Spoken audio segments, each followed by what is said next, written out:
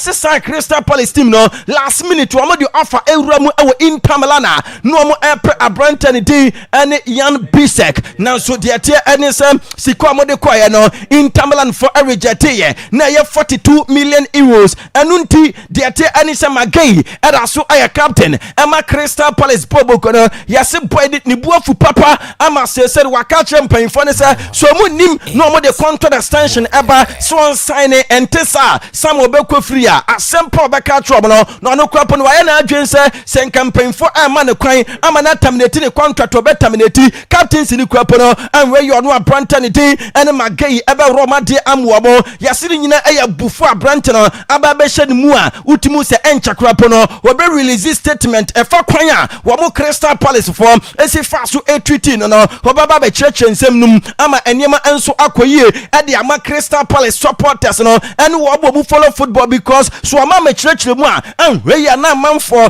akɔ kasa ne attitude ɛwɔ Crystal Palace ne ɛnyɛ because yɛ nyina nim sɛ sama transfer ebie no no wɔbɔ Crystal Palace for no kwapo ɛba monte ɛbɛka sɛ wɔn ɛbɛtɔn ɔno abranta ne din ɛne Magai wɔn antɔn na next summer wɔbɛkɔ free na sɛ time na so na ɛwɔ so akɔ no akwakwa medicals na mo amasenya friend baka ɛne ɛna kyɛ contract extension no ɛnya deɛ so ɔbɛyɛ into a release statement ɛno ɛna no pɛ yɛ sɛ bufu a ɛwɔ abrante fene game mu no ano ɛde Guardian report on the fallout from Mark Gay's failed move to Liverpool. The Crystal Palace captain is apparently unhappy that chairman Steve Parish called off the deal, with Oliver Glasner unhappy the player was leaving with no replacement.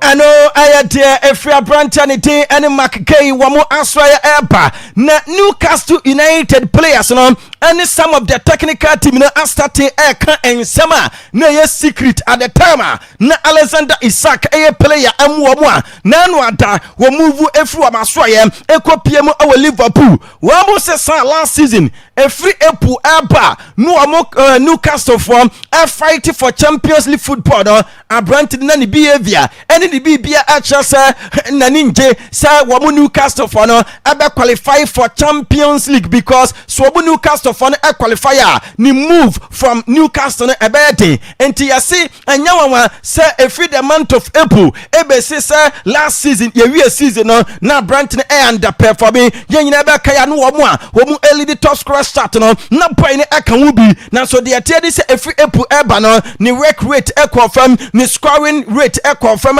say na man for ashas ye eyi sansem ne APS abrantene de efri epumo ba bi and oya na adwen say at the end of the season no we be fit Newcastle akwa different place nei we ye player Emma Liverpool team no na de atie this abrantene Isak no enso a release statement eda ni teammates na say eda technical team na say eda Newcastle United supporters no everybody o matter e wo Newcastle no wo do man simple no wo mo aboa no ama eneno after 70 years womatimi anwene womo trophy edikan na first romasia qualify for Champions League onim se Manchester United team no na nkomo kofa Emiliano Martinez na so kofi yasi nimfie no ani salary awoje ewo Aston Villa no na eputu womo offer se so makofa Royal Antwerp goalkeeper Lamensa ono nso no enura waba Chelsea number 31 waso do no time na wo yakoda no na oye player na no one ni nua mpanyimfo ebobo ewo garden mu enti so bobo na akoda wo na beda go no so oda go no eduru ba bi no hu se wo ye good ewo goalkeeping eno kan wo bi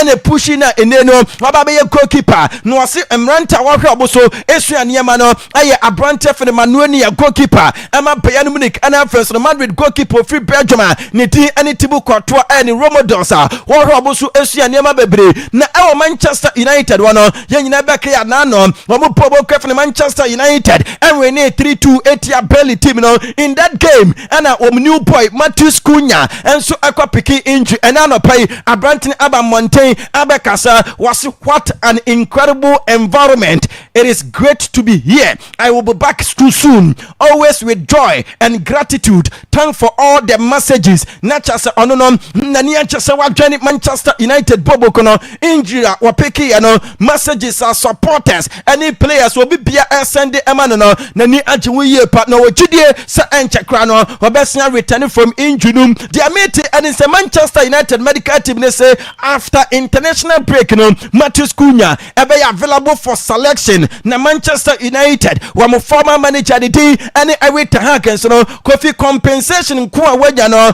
about 10 months ago 19.5 million pounds wa mo saking our Manchester United no in the month of November 2024 waji compensation of 14.5 and an annual we bought 2 games our Leverkusen for Asake no in this September no waji 5 million pounds ukaboma 19.5 million pounds na Kofi asise say no ni replacement no nipa woli di race no Raul Gonzalez Blanco wano former player Emma Real Madrid Bobo kuna no ye coach Emma Madrid Castilla no yaso no na LED race no na man fa chance atunu fo se edeni team se 2023-2024 Bundesliga title na womu edge and womu Leverkusen for the edge no anintima push no amana akwa for Leverkusen na afuto mo de man na say players no sa squad no akam yenu pe Kofi 2023-2024 Leverkusen squad no na Abrante FN Victor Boniface Ekawubi enei waye adwuma Emma Werder Bremen Jonathan Tah enso awram awa Bayern Munich ana Abrante FN Odion Kosonu enso awram awa Atalanta Granit Xhaka Eko Sunderland Robert Endrich edaso awa Leverkusen ana Lucas Hadeski enso awram awa Bobo Kwano aya Monaco afediate anisa Alex Grimado awa Leverkusen obiti se Piero Hincapie aba Arsenal afe Frankfurt Eko Liverpool ana Amin Adli enso awram awa Bournemouth Jeremy Frimpong Eko Liverpool and it started 11 players no aka just 2 players aya Robert Andrich and afes no Alex Grimado and man for chance 2 papa ne din and Raul Gonzalez Blanco for say team ne there and strong to say 2023-2024 into akwa one checking nyama ye and they dwe Celtic for no I confirm the signing of Nigerian boy Kelechi Iheanacho on 1-year deal with option to add another year after Sevilla for terminating the contract ne Abrante adjoining Celtic team no na yes Raheem Sterling say one interest to join any club our Turkey Saudi Arabia and USA what person trust our Chelsea wa na ni salary our gene na watubia no aya 300,000 pounds yes I can 2 years contract in the Chelsea for wasem eba ne po nemo magi wo de wa ba back no se ba wa ba no wa ba sempo no wa ba boa ama Chelsea team no enso etimi akona nim no also oba be support team no was say it is not about possible or impossible. I am doing it because I want to do. Not just a person boy Chelsea Bobo kuna no I am sama another day Mark Giwa Chelsea from a friend back from loan. Our Sunderland no wano enso adi akwa to Instagram. Na Enzo Maroska abo Abrante definite Trevor Chaloba abaso was since Abrante eba back from Crystal Palace in the month of January no were performing better. That is the reason why we achieve a lot of titles our last season and say we muguswa we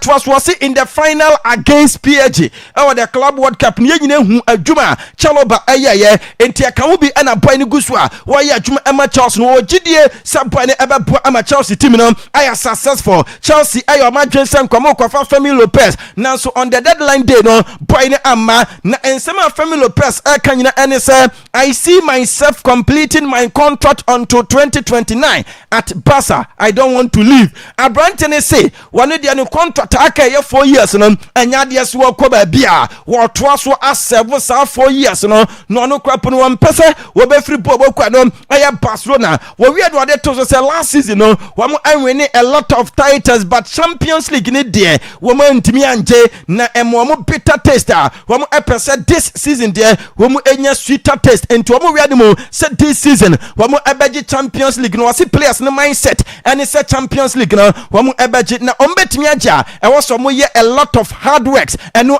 some Femi Lopez what the air to na Barcelona for no yes say Barca for no Urama La Liga for was womu etimi present eniema kire say won betimi abo womu La Liga game between Valencia no was Spotify Cambrou latest by the next Monday sentimi anko Monday dia and na de tie and say won bekwa kobo Johan Cruyff Stadium because ho and ema no so no wom opening game no womu eba and anopai ya dini nyina ema mo yes say no club ni enim say UEFA ebe consider sempo no mko yusu Spotify company na yase documents wɔn provide eba adiama UEFA no bibia kyerɛ Champions League matches no wɔn ɛbɛbɔ our Spotify company na ɛna ahomachi pictures and videos a free Spotify company eba no ɛkyerɛ yes wɔn put things in place still na no adwuma gu so a ɛkɔ so nanso bibia kyerɛ Spotify company no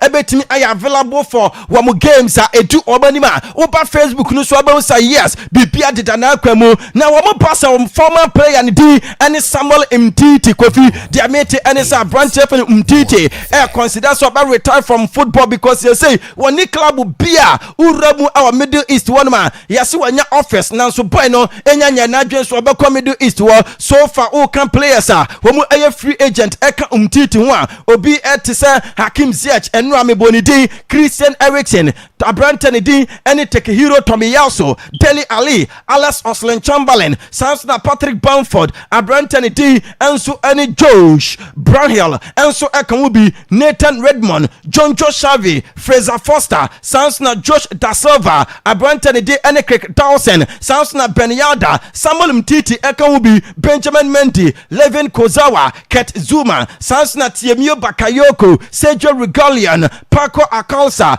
Juan Bernard Samson Oriol Romeo and Lorenzo Isanya wey a players wɔn nso a free agent na Kenan Yildiz a player Emma Juventus team no their mate and sub boy no ebe renew contract with Juventus until 2030 after international break no ebe renew deal no na boy no ne new contract oba be sign no ebe mananya sika close to 5 million euros a year with bonuses no so no ewo mu ena no pay no yade ne nyina ema mo Rodrigo Bentocons no eba be sign for new year contract with Tottenham Spurs Bobo kono yes branch no enso salary ebe increase ye pa utimu say yes wo Tottenham Spurs team no wo ani abre ne enwro mu our national football unim say nyankopon nya adoma this Saturday our Villa Park in England ebebo FIFA World Cup qualifying game against Andorra enu anaba beto twa say ticket for that particular match no ade a wo Anthony nyina sold out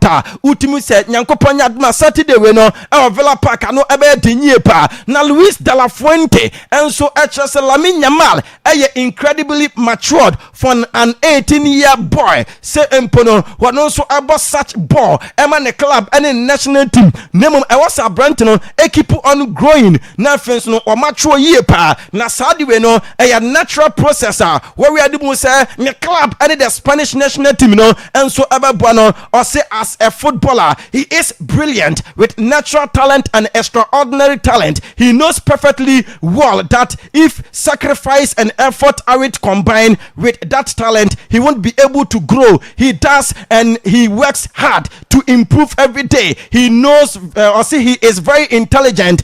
No, I am Sama Luis de la Fuente. One enso editu twa efa Brentani D and Lamine Yamal ho and no the Portuguese national team attended a tribute ceremony for Brentani D and Diogo Jota, Andre Silva and Jorge Costa. Omunyina akanchine agua utimusa ano edenye pa ne ho na Cristiano Ronaldo akwa presented the Nations League trophy.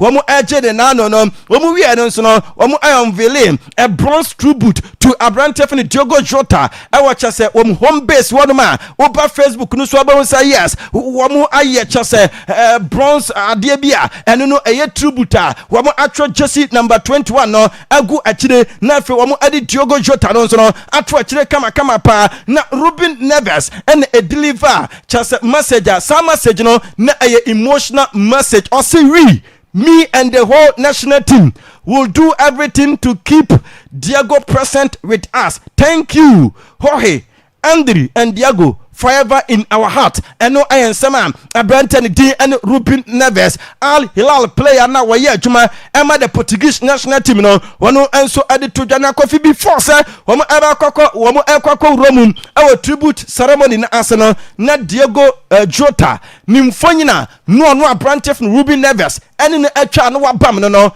ne nantu ne nine left no atatu edi ato anom kama pa efe bruta ode ne nsa ato Diogo Jota achi ewa number 21 ma Diogo Jota no egu achira ni nyina eya ade a wase wodi pay tribute to ni playmate Diogo Jota na nyankopon nya adoma ene FIFA friendly games abakwaso Qatar 3:15 wɔn ani Bahrain ɛna airport ɔkyena UAE 10 a.m. wɔn ani Syria Sansuna Malaysia and Singapore about 1 p.m. na Saudi Arabia and North Macedonia about 3 p.m. Gibraltar and Albania about and because of 4 p.m. Norway and Finland about 4 p.m. na 5 p.m. Russia and Jordan and so Akwaaba and no FIFA friendly games because so na the tennis uramu our World Cup qualification games because na our Africa and then 1 p.m. Socials Iceland one and so and Chasa Gabon ebebo na fe nyankopon ya adoma ochena the same time 1 p.m.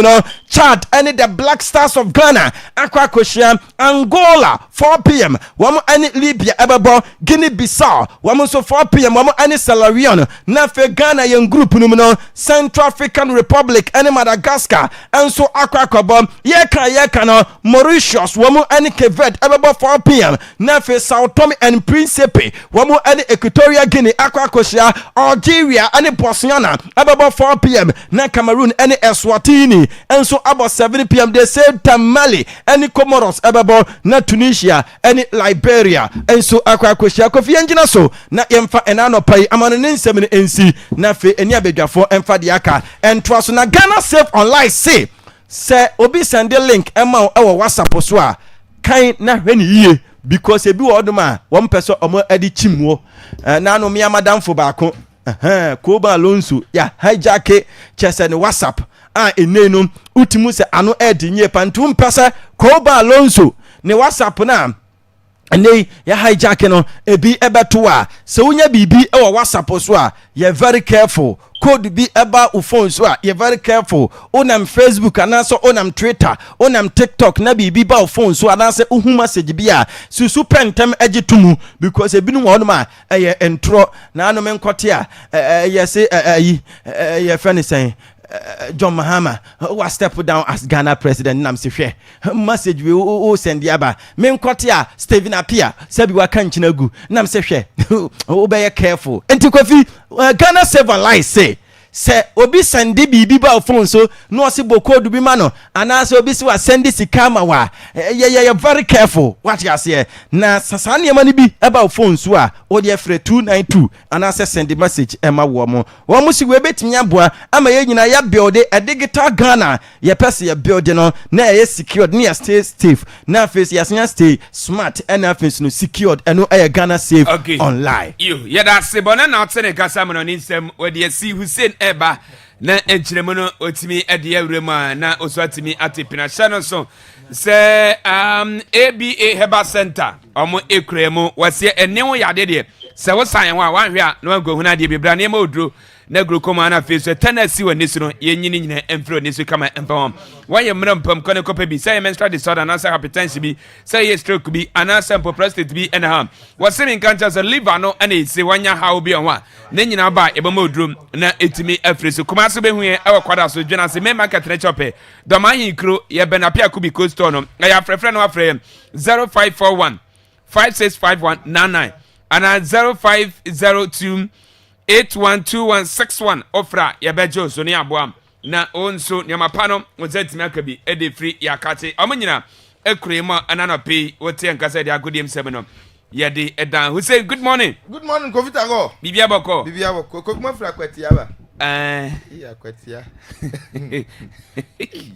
na papa wa akro si dipa renya ohwe na do say wo no do say wo no sama no so no hode pa ba to be ne ba ko do so de say wo no na so on pass na bisu jubilate wa bla ta mo nsin na ma fe onabo aponche unu no minim ni pa de mire bi wo pass me ma ya abubo one police station so Timothy so jubilate ba ya no de be cs wa dane oh yo ma yenti o ma yenti yaba ye we da fa ya chamu nyina so obi ahon ye de obi ahon so transport tie de sa experience we da mu de pa nya sengeto na ya no ne yemfili ye benya ke so yada samni pa down pass na obegin semi nyina o zo bi radio ni ka bia na nka wuti ya so ya live on Facebook Akwaaba radio brekum YouTube bia o search ya on sabe kan ye yenhyen komo na se trade away Kofi Spain national team, no, of course, national teams need now international break. Na omo game echna against Bulgaria. Teams that chombe nane omo. Now after that, omone Turkey. Pedri Adagula omebo. Until it tells you say 2 games omebo in this very international break, it looking very exciting. Now a lot of conversations and echo so the dominating headlines, has to do with Pedri. Now, Pedri akokas and maybe or justify or Real Madrid.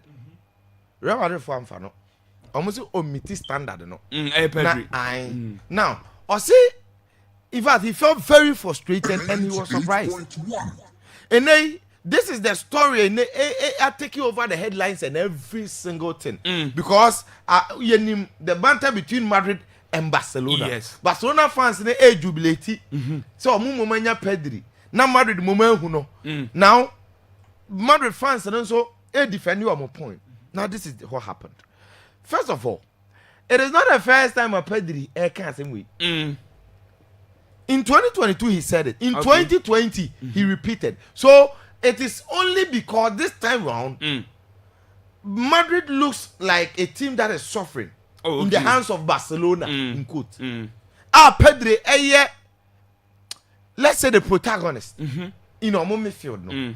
And what it means in this and my obi realize and you think Madrid for Pedri and the way I recent Pedri at Madrid and Casano mani na ye you get it. So in a way it is trying to look like Madrid made a mistake. Okay. But it is deeper than that. Now let me explain everything that happened. First, that was in 2018. Now Pedri was 15 years. Pedri was born in around 2002. Okay. Now, it was February 5th, na Monday, and Obeshe in the preseason. That's not about Juventus. You say one Canary Island, Las Palmas area, one year one. And the Juventus on a free call Las Palmas after so bon crown team Tangista. Now, Juventus on Uncle who say I'm pulling board, a lot of scouts eba no. And no more and say no, I'm for Uncle baby. And Madrid offered him a trial because Madrid phone so to say a brand telling him born a ball. No more than a buy. Now, more than a buy, na your winter.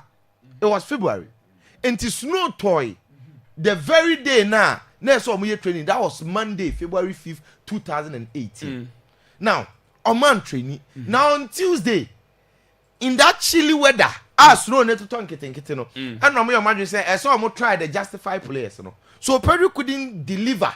Said the Madrid for the Okay. And circumstances are allowed. First, Monday now I expected to train no snow toy. 2, the following day cry say pitch because they were forced to train. Why? The following Wednesday, na Madrid and Quadano La Fabrica. Yes. Omo match. Okay. And the moment to be moment and there's some training firm. And they said when Madrid for who the best in Pedria.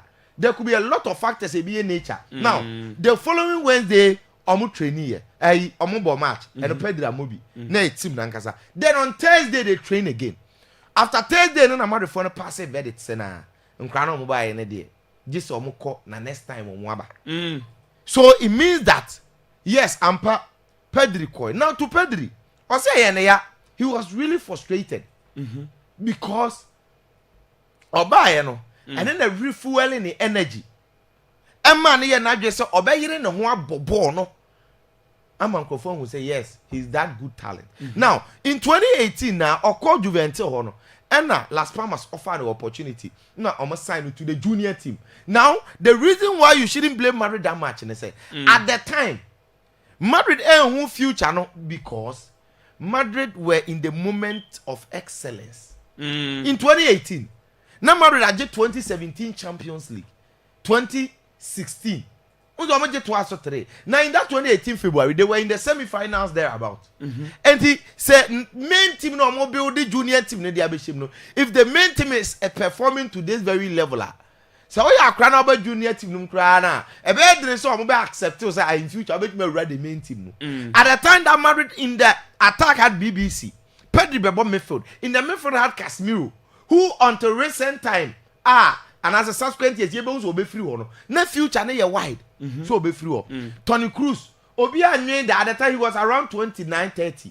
Obia knew that so be free any moment from now. Yeah. You get it. And then Luka Modric. Look at the Madrid midfield. No, try no. And now you don't measure that standard, that level. And say, we be run within the near future. And And when it comes to scouting, where you more follow football in the better Kofi, there are a whole lot of factors that comes into play. And the scouts in him say missing out talents during justify inevitable.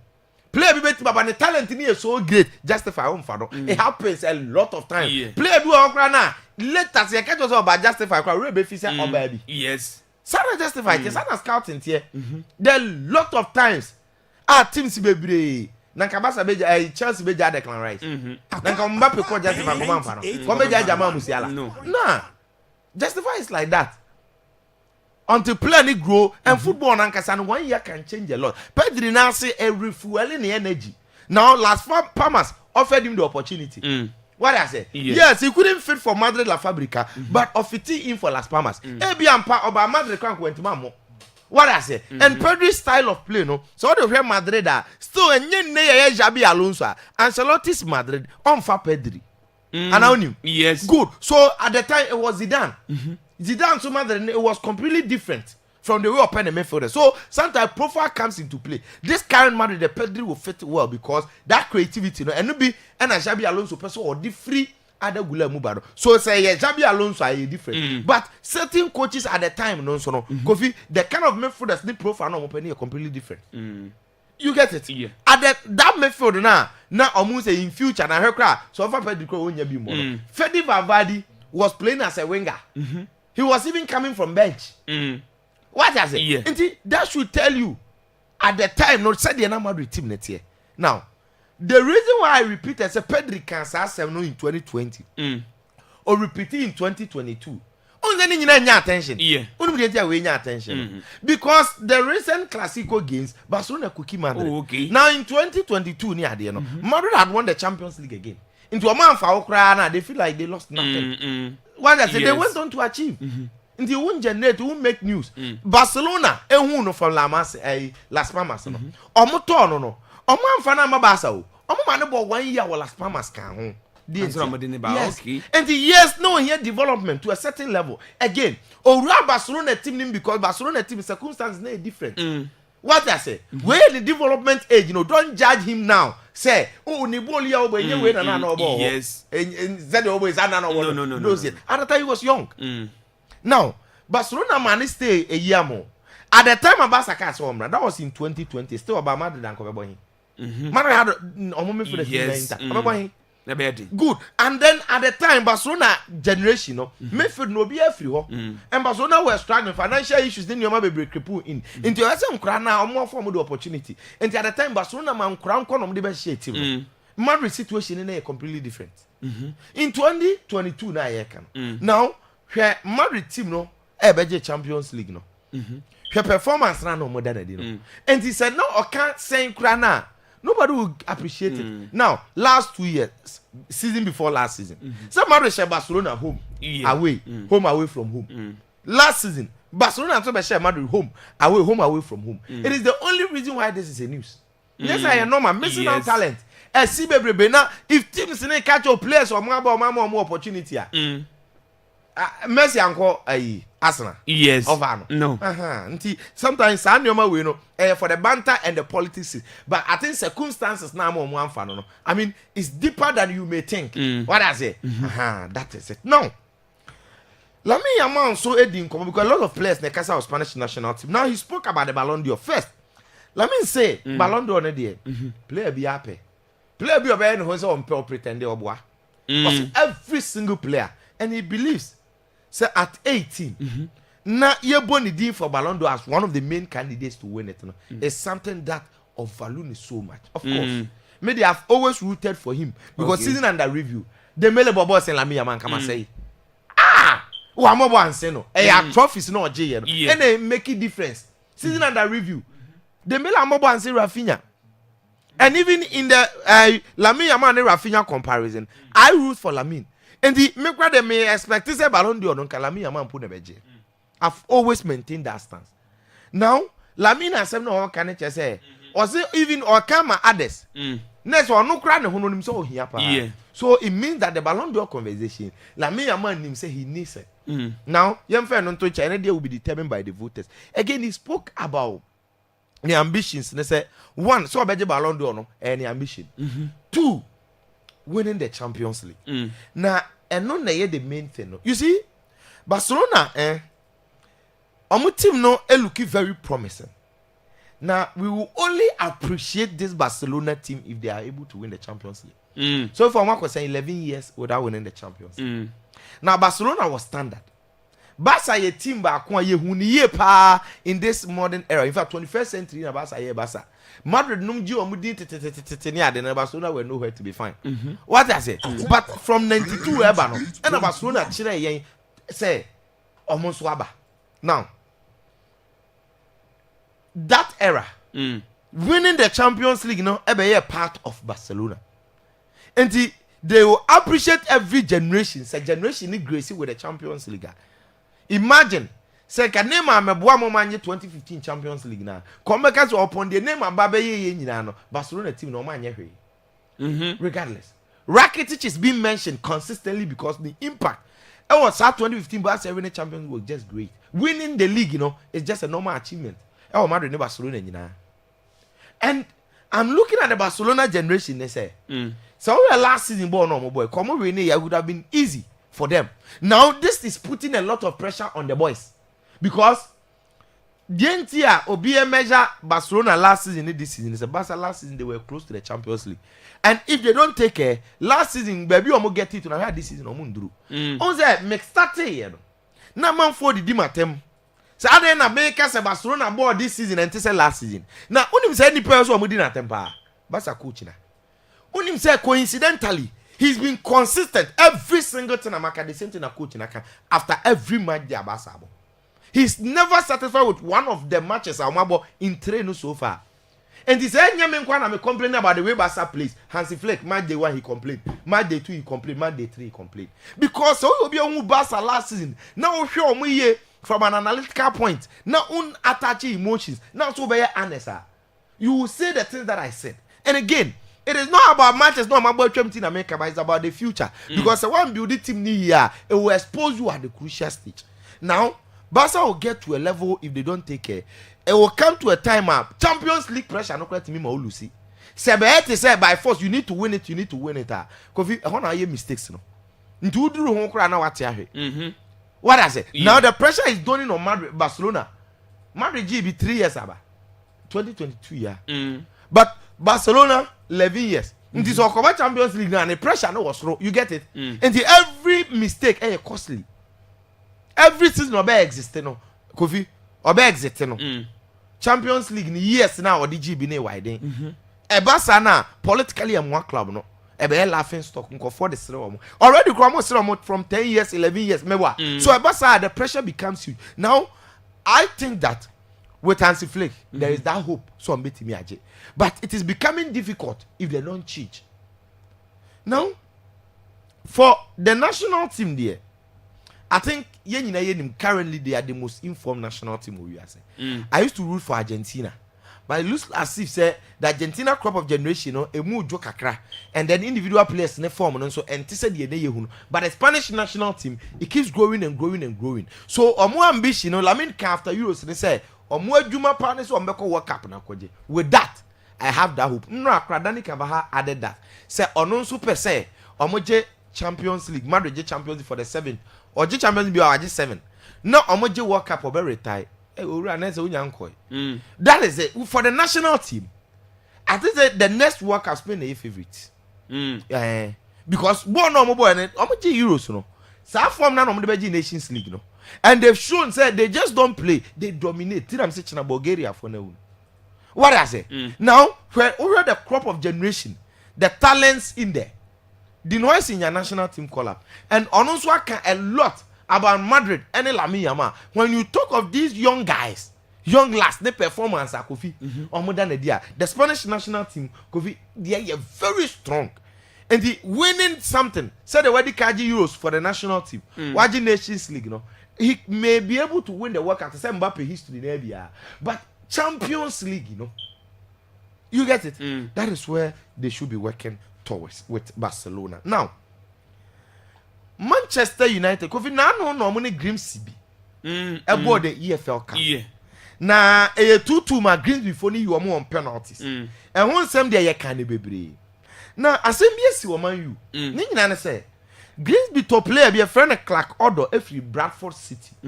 Now if you say deadline day now no more register player and a 60 seconds. Oh okay. And even though team and the Greensby first so more register no more use in the first round of the game. Man U first game no. He was ineligible as at that time because the registration in 1 minute 60 seconds. Now voluntarily Green before now the report say my mistake 8 in the FA Cup for the game Carabao FA ni because player no nim say the registration need to move successfully on time but the registration was recorded at 12:1 meaning say playing for team and the Greensby at the time he was ineligible not even qualified into a huge now FA not tenants or Muhi to Musa and Pepper 60 seconds. The FA has come out with a fine of $20,000. Oh, okay. Pounds. Okay. Now that 20,000, man you for supporters in the book, and the man you for through say, if you say, now they will need to fight and make sure they be in for every year.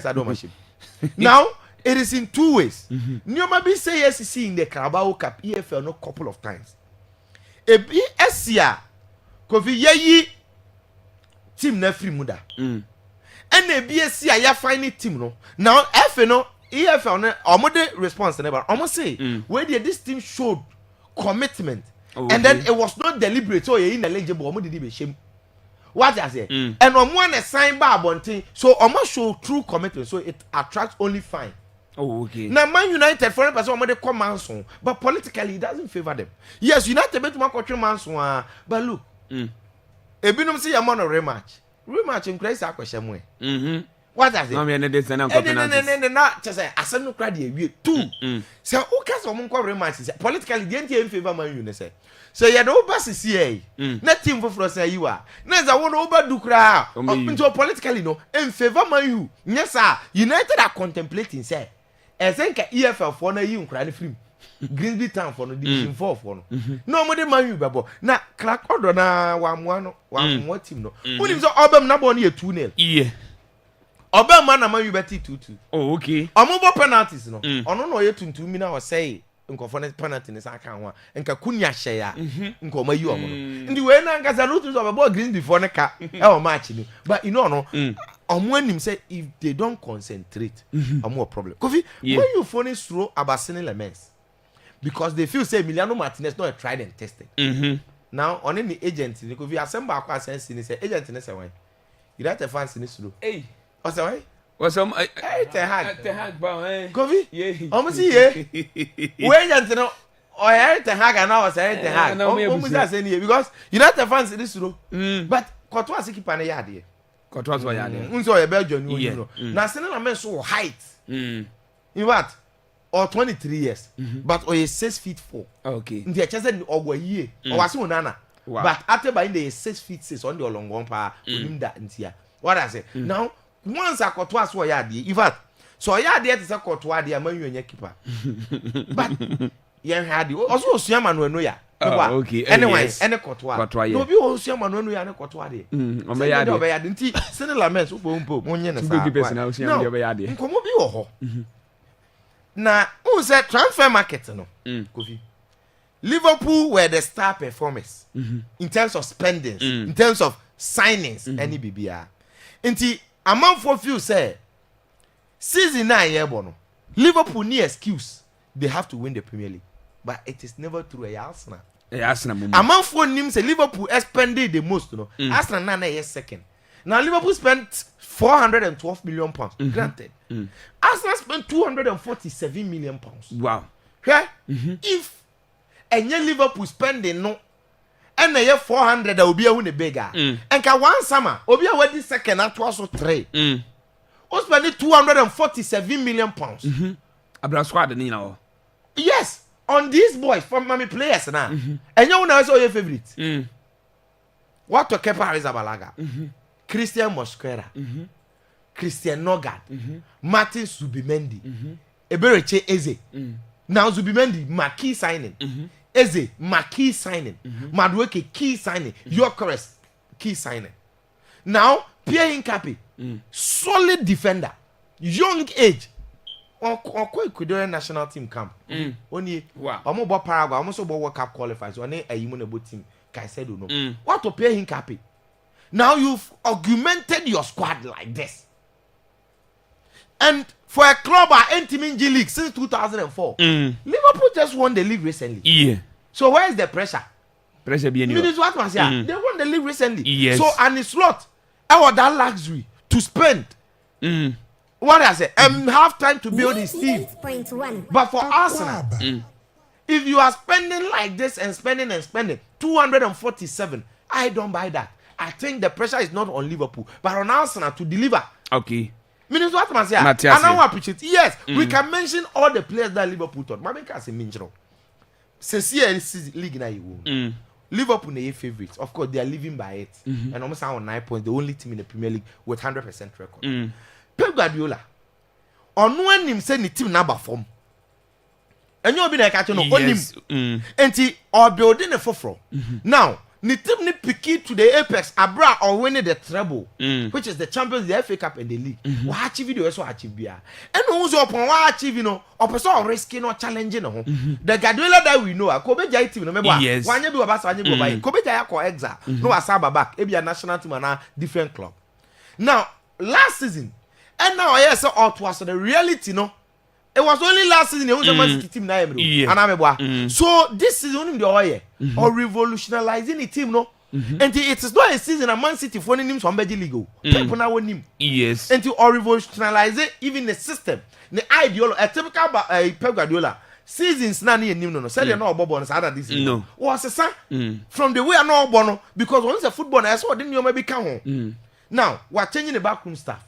Players no omo ye adwuma man last season we just be kwan from Kawaka na ka Pep Papa Ederson on the sano when the con news and rado Gundogan where was almost all the boys me wa and he's not a season a Man City person or GBB now say Chelsea I finish ahead of Arsenal I saw Mpama Teta you and the pressure no any Arsenal so any Liverpool so okay Arsenal so Arsenal me no ya adwe ya da se eno aye Hussein Adams na outene ka se amana ni nsem no wode ni nsem esi ocean eba na otimi adini dia amana justice for semen kancha sebra yen ena ese kroma sei Samson fama akwanya se yen ni omo ho edwa enti se ope Samson phones no bi ato oba wo ze kabine na kade nyina sebra na beje bi techno phones na pe obenye bi ato wasisa ya keepers na 100 no menye bi sa na item phones o sebra na beje bi keepers na 100 no menye bi infinite phones o sebra na beje die ana fi no can phones the latest one na beja so eno HMD no cameras no akwai se iPhone cameras ne pepepe bo modern na beje die na eko use wasimi kancha se iPhones the latest one na beja so bo modern na beje bi na ekoton se de bia na se bia na ko use bi se de bia woni betima agin ne ma bi etese pendrive na pe se ye memory card na se chargers aworo na pe na nyina obenye bi ato e de free akachi wasimi nkancha se flat screen television na pe smart one be from 32 inch copy 50 inches no obenye bi ato e de free akachi se ope u pharmacy CB ane ne samba se bra e betima agin first one se timi akabi nko an tablet na betimi na suande obetimi na kenkan ne omanyina no oba obenye bi ato e de free aso ye wasi easy buy wo de ne se wo ba na wo kra Ghana card na agye no documents le timi afele ne kama ye wia e de Ghana card ne se wonsa na wawura mu awe shop ho uduwa item phones or techno phones asra infinite phones ho wo ba koyi de ope wo de yi wia na wo 30% wo wie pe dia kan obetua ne kakra kopimi se obetua wi ompewi na apede ofun na ekuta sase so a o sa de buy besa repair ne kama 80 media ma emfa won how yi sa to phone no obehu ye e obrekum ye ni post office no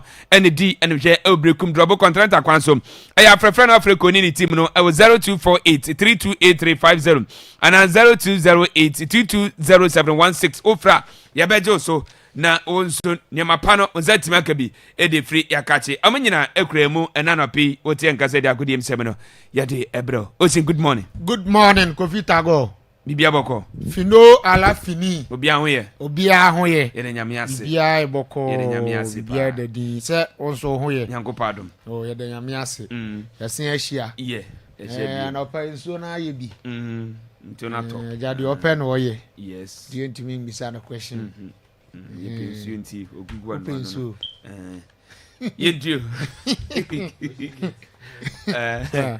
Say Ocean Gate, no. Say second attempt, no. Me na me cool. Ana. You do. Say so ni e. Yeah. You. You know what? Yeah. You koto how near saying mu so. Blogger, some of them I should speak much from say. Streamer.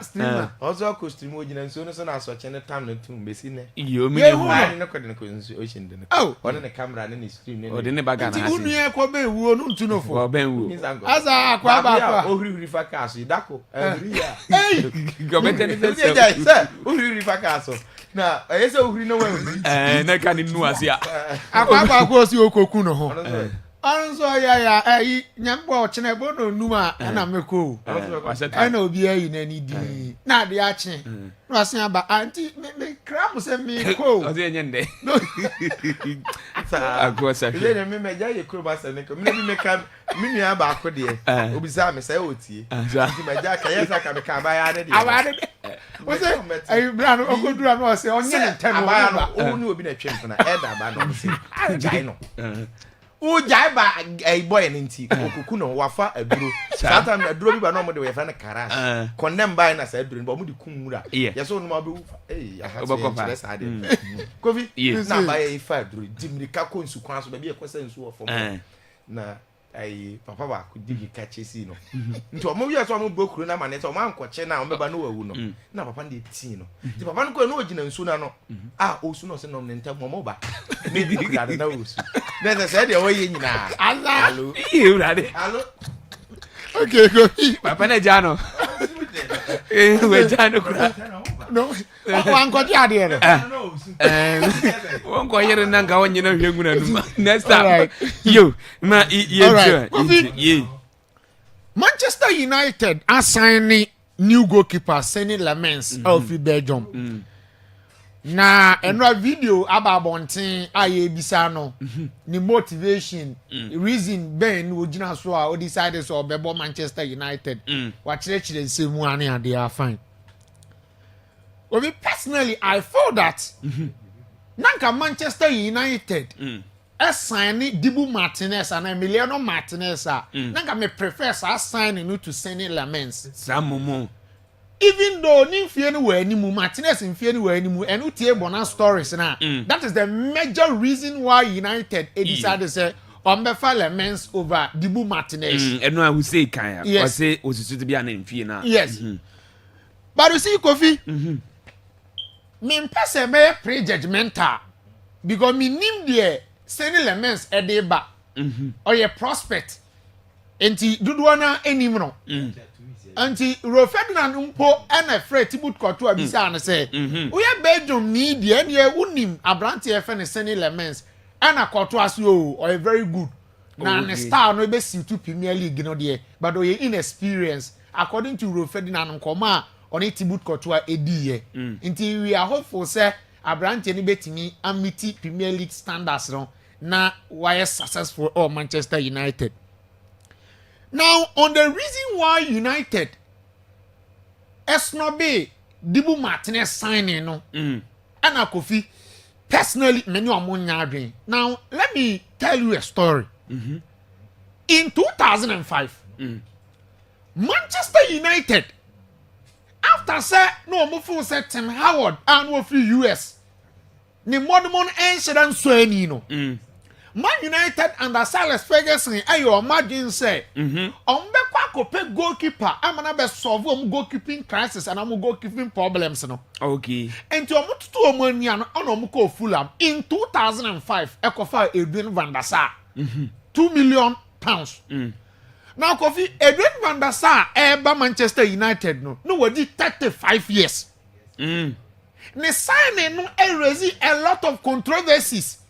So Manchester United so say Howard ewo ho Nimfie no wani mu ne modbo ne shede ni soro ento kofa goalkeeper but kofa goalkeeper what 35 years lo and behold Kofi Abranti FN Edwin van der Sar came to prove himself Old Trafford ebedani game changer he spent 6 years offering Manchester United no wadi 41 years Now, before Van der Sar free United, no. Kofi when the impact the legacy, the lasting legacy obeja no Manchester United bobo ko no mu a. Emma Sales Ferguson ebeye exonerated and I say among for the Sales Ferguson bo command no. It justify the reason why Ferguson sign 35-year-old goalkeeper from Fulham. Van der Sar records obey no Premier League mu Manchester United na no edene.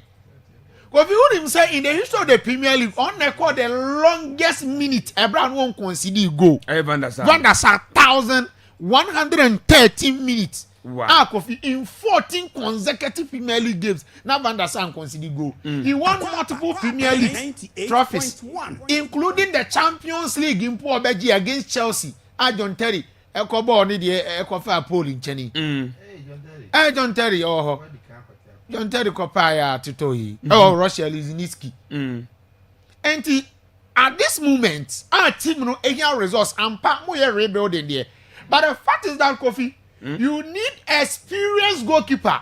Our Bob Etman started kicking the grand run, especially in the second season of Ruben Amorim and they had the resource and a better Gino. And who Dibu Martinez Kofi, he has the right profile to play for Manchester United. Personality, experience, command. Even though last season he made costly errors, costly mistakes there. But the truth is that Kofi, Abranti FN Dibu Martinez experience when you're winning the World Cup, any adeno, Kofi perfectly nanko betman fit into Ruben Amorim system no. Abua Manchester United, especially with the personality. Okay. And a goalkeeper Kofi watching Yashin Trophy.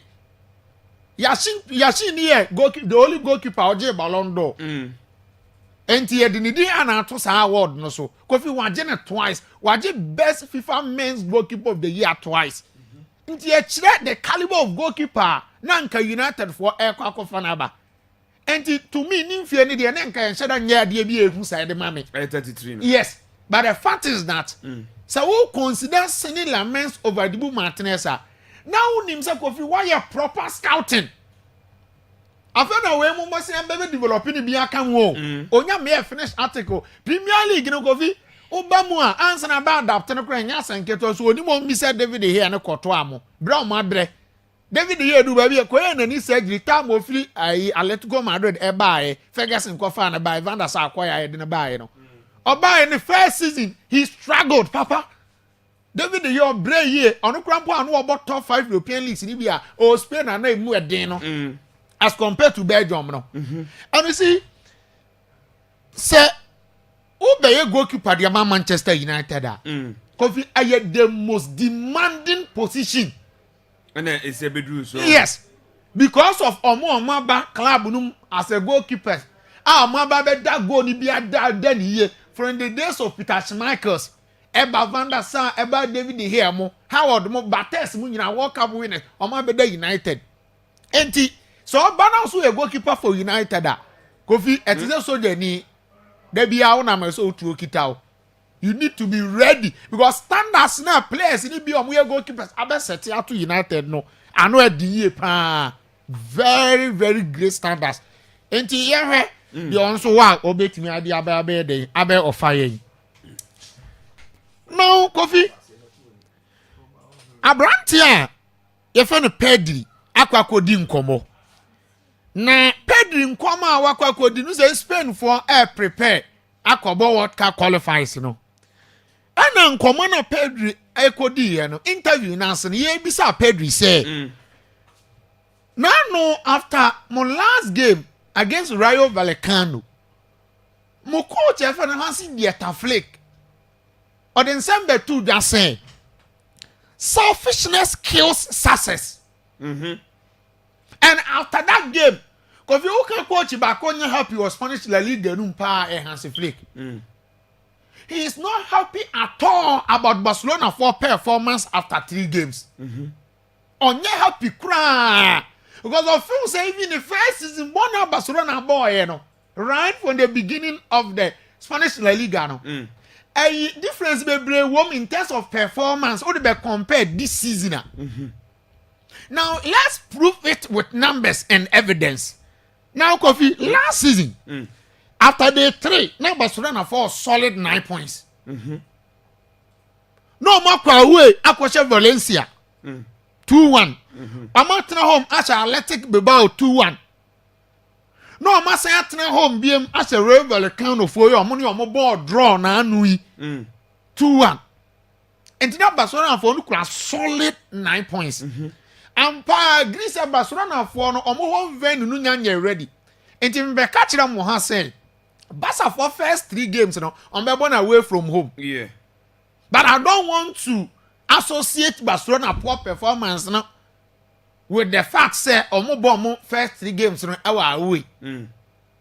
Nemo no say one analyze performance in dia. Papa Francis Flick every reason to get furious with Barcelona and any players no. Enti ya say new season ase. Barcelona nyan lose game, wa win 2 and wa draw 1. But because so one analyze Barcelona performance now, clearly ultimately we say Barcelona team they are not performing. Omunyanya brighter start to life so far as this season is concerned. And it's already Barcelona 3 games now, first 3 games from Marbona. Every single game and you could clearly see say Barcelona for they struggled. They struggled a lot in their first game against Real Mallorca. They see it took Real Mallorca for no to be 2 men down. And Sana Barcelona team winning that game. 3-2. 3-2. Who the other battle? Barcelona said 3-0 first game. Yeah, 3. Yes. Because the second game against Levante. Levante and they 3-2 no. Look at how Barcelona struggled and Sana eventually multimission Levante 3-2. Again, very last game against Real.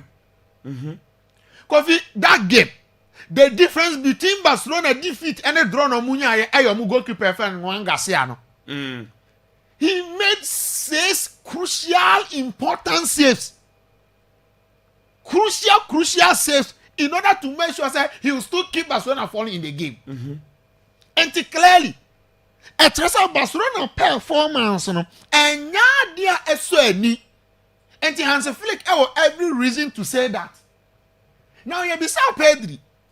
And Pedri see you. Or no there onim omubisa Hans Flick why no what they know. Who is he referring to? Why no cause or selfish enti for that matter ama Barcelona performance na bafem. And Pedri see you. Or no the onim nipa or den na say onim who the man is referring to. Enti wo de ye international assignment no ye kwa na yakwa ko bisa Hans Flick nipa no wo kan answer no. That was the answer Pedri gave. He was very smart. We no born na e na adwen na epe. Very intelligent footballer. Now you see Kofi. So what follow Barcelona for ni ye? Now what how Barcelona team netia? It tries on collective performance. Collective effort, togetherness. Now you see Hans Flick buy no. Ade ba kwa mo successful pan say what Catalan coach and say what Barcelona for team no what omo ase what omo tradition ase ye. Enti Barcelona boboku no Kofi. Nipa of building Barcelona e ma Barcelona be great. Barcelona Kofi 40 years ago 50 years ago no me ordinary team. No, we ordinary team. A year setting Johan Cruyff. And a bet transforming Barcelona for one be a European force in football. And be a major force in the game. And the Osha Barcelona no. Or on the principles, the tradition, Kofi, or the Shisha Barcelona Foundation. Okay. And I know, and a Barcelona for the Ginas where did he want Babesi. He introduced total football.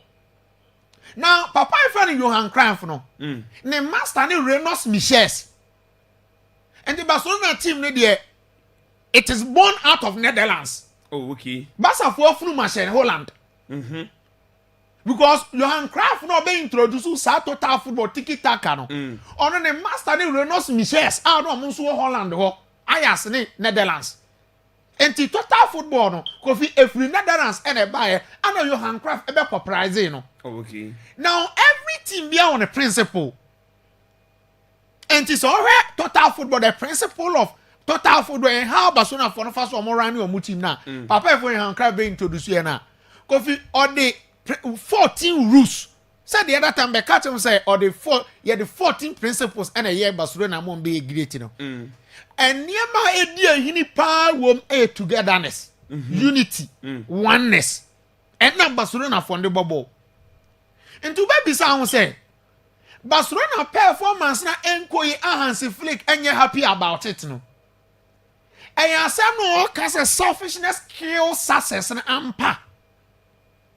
The meaning Barcelona team no individual yes individualistic way now do. 1 FM.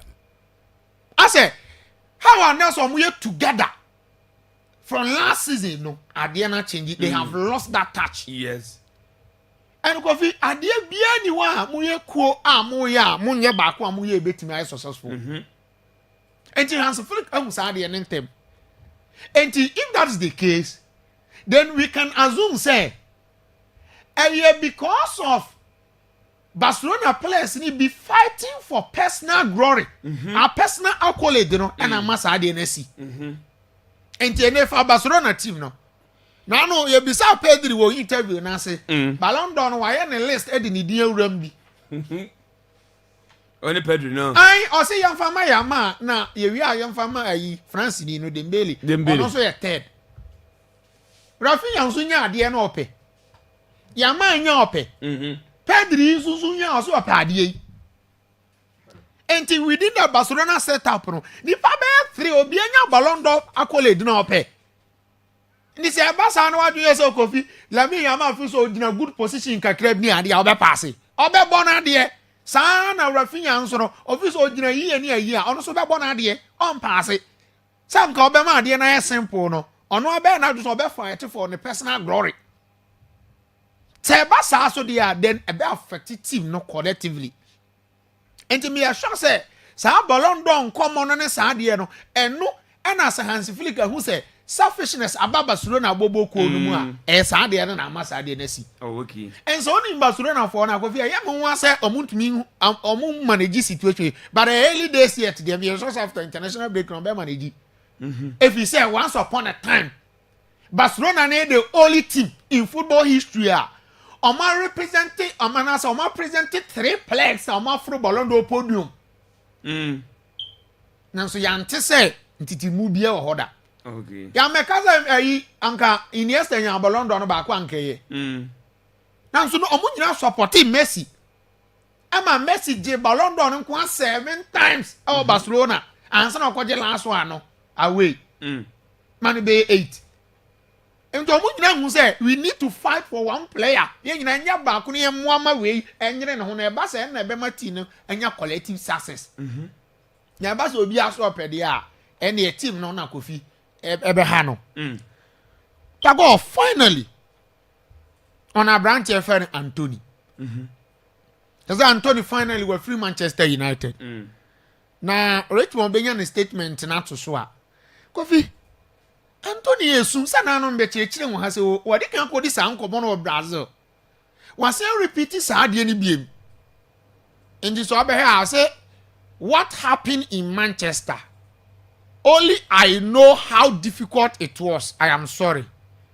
Training separately. But that's part of life. I knew this moment will come. And it is in the past. Seville is more beautiful than Manchester. I am finally here. I spent more than 40 days in hotel. It was hard. But everyone knew I wanted to return to Betis. Now with more time, we have so many things to do and achieve. Anthony di nisu na eba no. Nti me wose Anthony isu no. Ase eye me nwanwa papa. Sise. Eye me nwanwa Kofi die ukona bibi asia anade bi ato obi ai wase. Why Manchester United team no atofem reason e she chiri. And the bigger question is the kind of players Manchester United is signing on, and then Nanso United that former BC any players player in the history of Netherlands football, the Eredivisie. Ya towa boaden pao. Awaba Manchester United. Now untimi more born na pressure about so asin akwa bo yire. Now police for how usi misu. Entin kai sometimes coffee you see I funny. Obi investing huge amount of Antonio close to 100 million euros. Over 90 million pounds. And this one banana to me, mona supporters amount of pressure on you are usi misu. Yes, so you do. We walk over obi be free baby, akwa baby. Our be kwa obe suno. Echere sen. Echere baby anu owo no. Na o hostile environment mu and I know hell. As say we appear free hell call heaven. Na say be na tuni. Yes, intimate say sooner or sooner. What is the reason behind sooner or sooner? Okay, how na is no name man. So as a player you need to get strong mentality. Nothing by na pressure him. Oko Real Madrid now wabo nya dia akoto abodi abana untumi mo no mo tower. And the hazard ye koto na run barehanded no be no untumi mo na Real Madrid fans bu a full player na. And the hazard say me jesu. Debbie Enti Kofi United recruitment team should dig more deeper when signing a player. They need to sign players with strong mentality.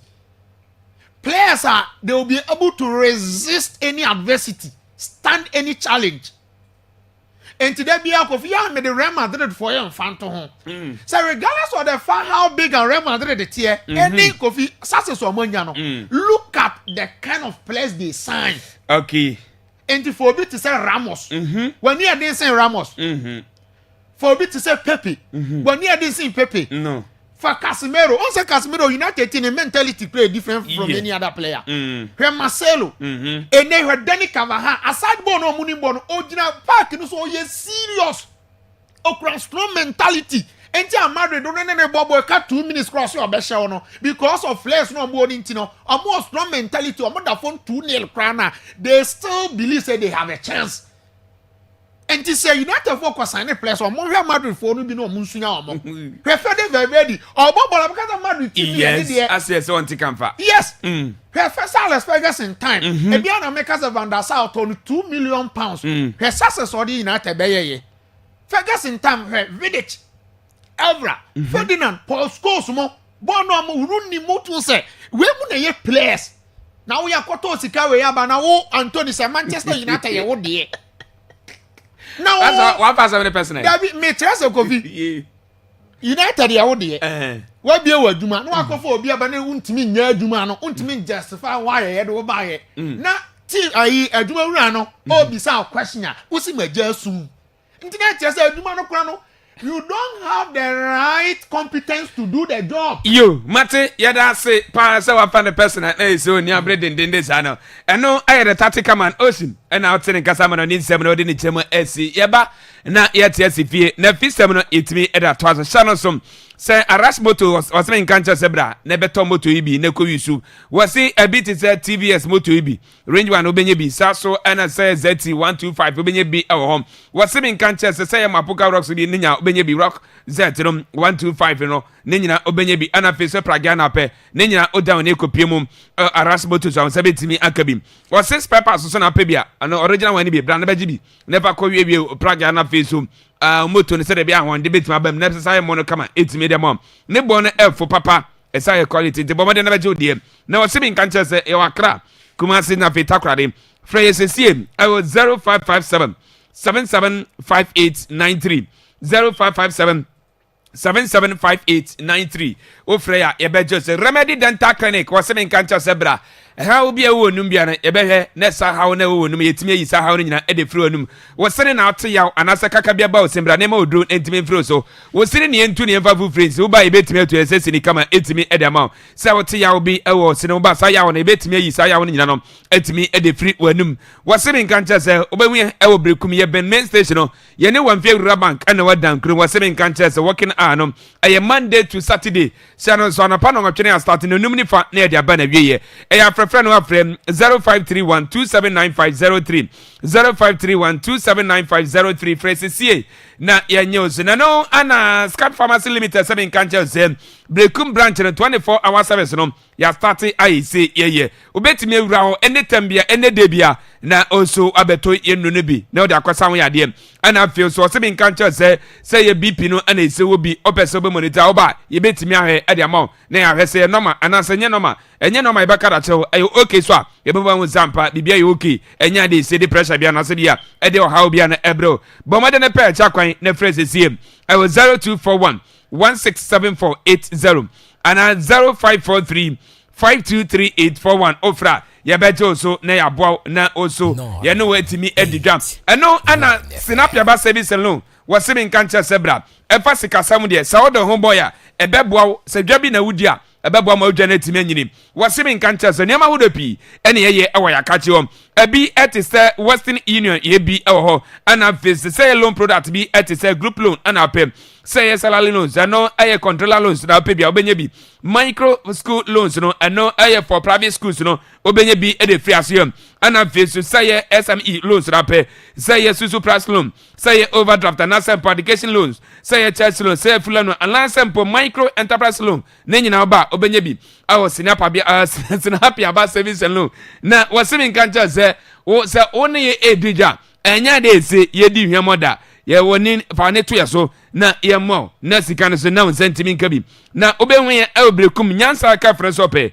wasimi nkancha say anopa no ngotwe ne ebie no nan na ediaba na wie ye eya frefra no afrem 0509 1965 and 0245 106610 ofra ya bejo so ne abo na sikasem no ye no etimi edi hu edwa na no ana Isaraba Center for Semin Kancha say yakofa new best man capsules no etimi da bedwa so eno eyedra esigana fo nyina aja to mentra ho me no nya nyesa de bia bekamfo e de ama wasemi kanche so hunso na emre kono kope bi usisi ene we ya otinka se wona nyina hyeso e ba sa oda ko obi so obi na yo yade o de wonya new best man capsules bi na so no ma e betimento ase kama etimi na ma wase yade be se gonorrhea sefre saso na kamedia betimento ase e di ama Brekum new born chemicals obenye bi saso na rechisan obenye bi ana fi Isaraba Center obenye bi supreme haba so do am se e kabi aya frefre no afre 0244 966043 and 0208288099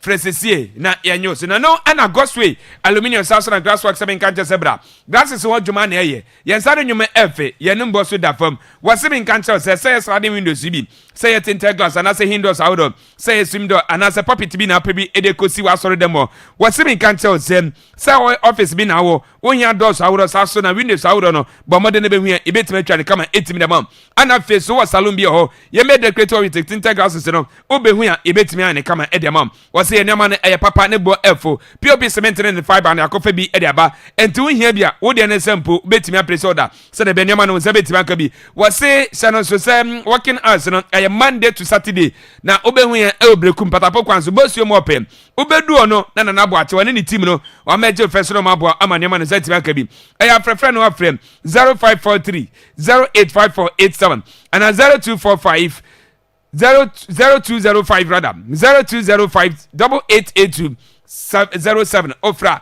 ya bejo so ne nkomo bia ka bia no ya eyenu etimi edi na no ana attack Heba Center for Semin Kancha say yakofa attack GM Mr. Sasson attack GM capsules no etimi eda beja so wasi ya debis te gonorrhea sefre saso na chlamydia se osisi ene we yam menstrual disorder na se menstrual pains ebe to ase kama etimi da ma ohonam na ye ohene kone kopa bi na nunu bi ebebo ama hona na ye ohene na etimi afre so wasi bi nkancha se prostate bi so na ise wo so a ne nyina no onya attack GM Mr. attack GM capsules bi na so no ma ebe to ase kama etimi da ma ana fe so attack Heba cough no wasi bi nkancha se no eye wadro se ye drive cough bi se ewa wo bo ohenim so no nsuo se ye group cough na asthma bi ene ha na se stomach cause anom na se osa no wonya bi a bomade ne kope bi na num bi ebetime to ase kama 8 million amount eno attack Heba cough wasimi nkancha se Brekum obenya bi ewo Clement Heba Center new born chemicals obenya bi ho supreme Heba obenya bi first na bena saso na humble Heba so na se Heba so do a oza betime akabi na wasimi nkancha se wamfie obenya bi ewo na set wo ana face search mensa ewo mfie wo doman kro Maiska obenya bi whatever obenye bi saso na Jojo Pharmacy udu on se eka bi insuatre Belinda Heba na face se kwaso wo du nana attack chemicals on sabetima ka bi ho eya frefre no afre 0249 282240 and 0206 835161 from Sesi na drono na kwaji udie na fakosa won yade na no ana masba se men kan tell say bomode ne bremu o makati Ghana fa na ba bibia o mu shop bi odu ope no wura ho nyoma no ba kwanya na fofofo sika no bebre na beka obetom say your phones na pe say fridge na pe say TV na pe air condition na pe ni nyina no masba for se men kan tell say bomode ne wura o mu shop bia na kwaje de brekum obehu ye be main station ye ni ka kire FM ne die ne hwe ana fe so ana so obehu ye ni CBG bank no ene die ne hwe big move fast food on do a o se betima kan e ya frefra no afrem 0544019552 and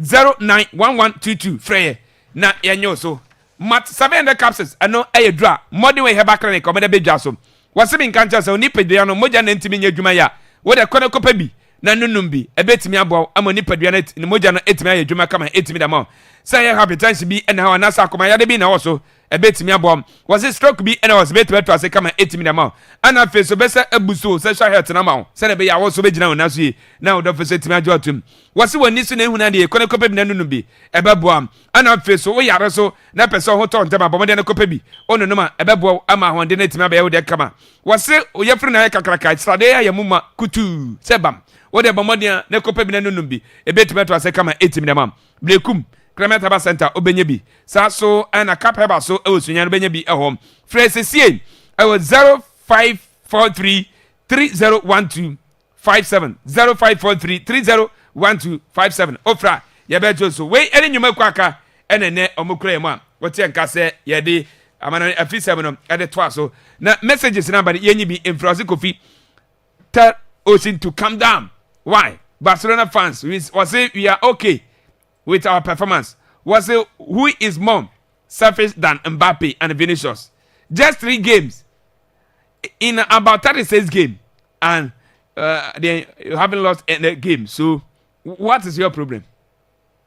Huh? Oh, how is it? Wait, Kofi answer Jan messenger what they ever know. Oh no, see Hussein ye was you defend Madrid Padri. So was it Padri so what now? Your friend is saying Real Madrid says yana can sing or your future star. Ndi matter. Omuka manutum. Why? You. Who said ya what man no. Was it good morning? Akwaaba team. Was it keep the good work? Watch you live at Italy Torino from Pablo Escobar the messenger or the Abanano. Was it watch you live? I will say Hala Madrid, Hala Madrid, Hala Madrid. We Isaac Chum the messenger or the Abba and Ano Pino. Was say Alaji Ibrahim Yaya watch you live, watch the show live from Brekum. Was more news from Hasselful camp. You. Obeti why? Mahatma say more fire. Mahatma that's an episode the message in the someone in Sianjimai was a great work here. That's some saw the message, you know. Eddie Abba and Ano P and also be Eddie Fro Eddie Amount. Na Yankwe, na Yamfa Fisemino and Trasso and Famum. Na Ivia, the Akano, Eddie Rurema, Eddie Amount. Na a Fisemino, Yabajas Eddie Free Sports Minister, Honorable Kofi Edie Adams. And no about my to make shots and chop form. Nina, I too much as a day nim Ghana. You know my a friend Chad or channel 1 p.m. and any child free. Yeah, they pay so 2026 World Cup qualified games, you know. Anna Arian say 4 matches in a cano. You bet me a yina Eddie Afro. Na when him say your kobo match biana a yard budget no ya near the co near Bombardier near Wuzampa. Sikawi and he said the kobo samachi. Na enwa honorable Idi Kofi Adams, a good champion for them. Was it Blasters or more winning match biana? Manager committee members, you know, a young moji winning bonus. Was so Marco Transfer John was there. As I said, being fast, so be any so. Say management committee member. Na yes, Koye Juma and Fama Mino. Na Koye national team, na Pedian Sobeji, Diana so. I can't do any now, so do Sika Napia. Ness of my money in Sibitria. Nessabia, players no back match. No bury name matches. No players in winning bonus. No management committee members on the CGBD. What I said, I be. It's so much. See, John Dramani Mahama took over was that the estimates that came generally just got approved without any further checks or cuts. We have reviewed the submissions and we have taken off some items. And some of these items were not unilaterally taken off. Yes, it was a proposal from us, but there was consensus at the end of the day that this is the best way to go. For example, we thought that it was not appropriate to pay winning bonuses to management team members, because if you are a management team member, your duty is to ultimately qualify, supervise the team, manage the team in such a way that the team will qualify for, say, if it is African Cup or World Cup. If for every game won, we are going to be paying you bonus, what if we did not win enough games to qualify for the tournament that we are supposed to go, and therefore we don't get anything? Like, take example, Ghana played some qualifying matches for the African Cup of Nations that will be hosted by Morocco. We won a few and we lost a number, and so we didn't qualify. Per the previous arrangement, management team members will be paid winning bonuses. But at the end of the day, the team didn't qualify to go for African Cup of Nations at all. So they are not even benefiting from anything that will come for participation, because we didn't qualify to participate. But those you put in charge to manage would have received some money. His Excellency John Dramani Mahama thinks otherwise. That no, supervise, you will be given your per diem, but you will not be paid any winning bonus. Manage the team, supervise the team, let the team qualify for the tournament, and when it does, you will be rewarded appropriately. So the management, the 6-7 management team members are no longer part of those who take the winning bonus. That is completely off the budget line now. You anti Blasters the management committee members, this time I'm winning match, winning bonus in Yadi Ombejibi. Nemum team no qualify we are. The actually say Omama qualification bonus. We any the free or eba. And watchi Blaster technical team no. And also I'm winning bonus is so omejino. Say apart from their head coach, I say or no ebeji fu and $10,000. Omama Kenya mama half. Company say dia team no qualify. Team no qualify we are na other technical members na kano. Or more half they say or matter to on or meet me at the moment. So Kobaso man qualify there and they'll go bye. The coaches and the technical team members, including the physician, the physiotherapists, the physical trainers, the masseur, the kids officers, video analysts, all those persons are also paid winning bonuses. But they are all paid half of what has been agreed for the qualifiers. We agreed that we give them half. You will not be paid full. When we ultimately qualifies, the remaining 50% can then be given you. If we don't, you forfeit the remaining 50%. You, we and summer sports minister, or the Abetuja and Anna pay Yadebi Emma, our Akwaaba radio, 98.1. And what she Ghana China Maja ye boy. Yane chat yade epimesono or say budget ya say F4 na de mo no na bro $1 million na eso mo kwasetra no omukọ we mu twetwe bi free no na aka $856,890 any sika I say yade ko bom match ya nyamboda wachena yade ekopem so de nini yane chat na sharon so sample eno omo every ne players no omenya $5,000 and no uni bonus is so much and I face head coach so a budget $10,000 na budget no what the mu entremu Eddie MI Honorable Kofi Edi Adams. Ladies and gentlemen, Ghana versus Chad, which is the away game that will be played on the 4th September. The original estimates for that game was about $1,239,090. But after we went through it and took off what we thought must be taken off, this was reduced to $856,890, meaning that per the arrangement that His Excellency have directed us to work with, a savings of 382,200 was realized in the way. This was done through either reduction of some of the items, line items, or completely taking some of them off, because we think that we can meet them through other processes. The tickets for players and officials, we have a flat unit amount, but some of them will spend more. Others are likely to spend less. So there's a balancing process that for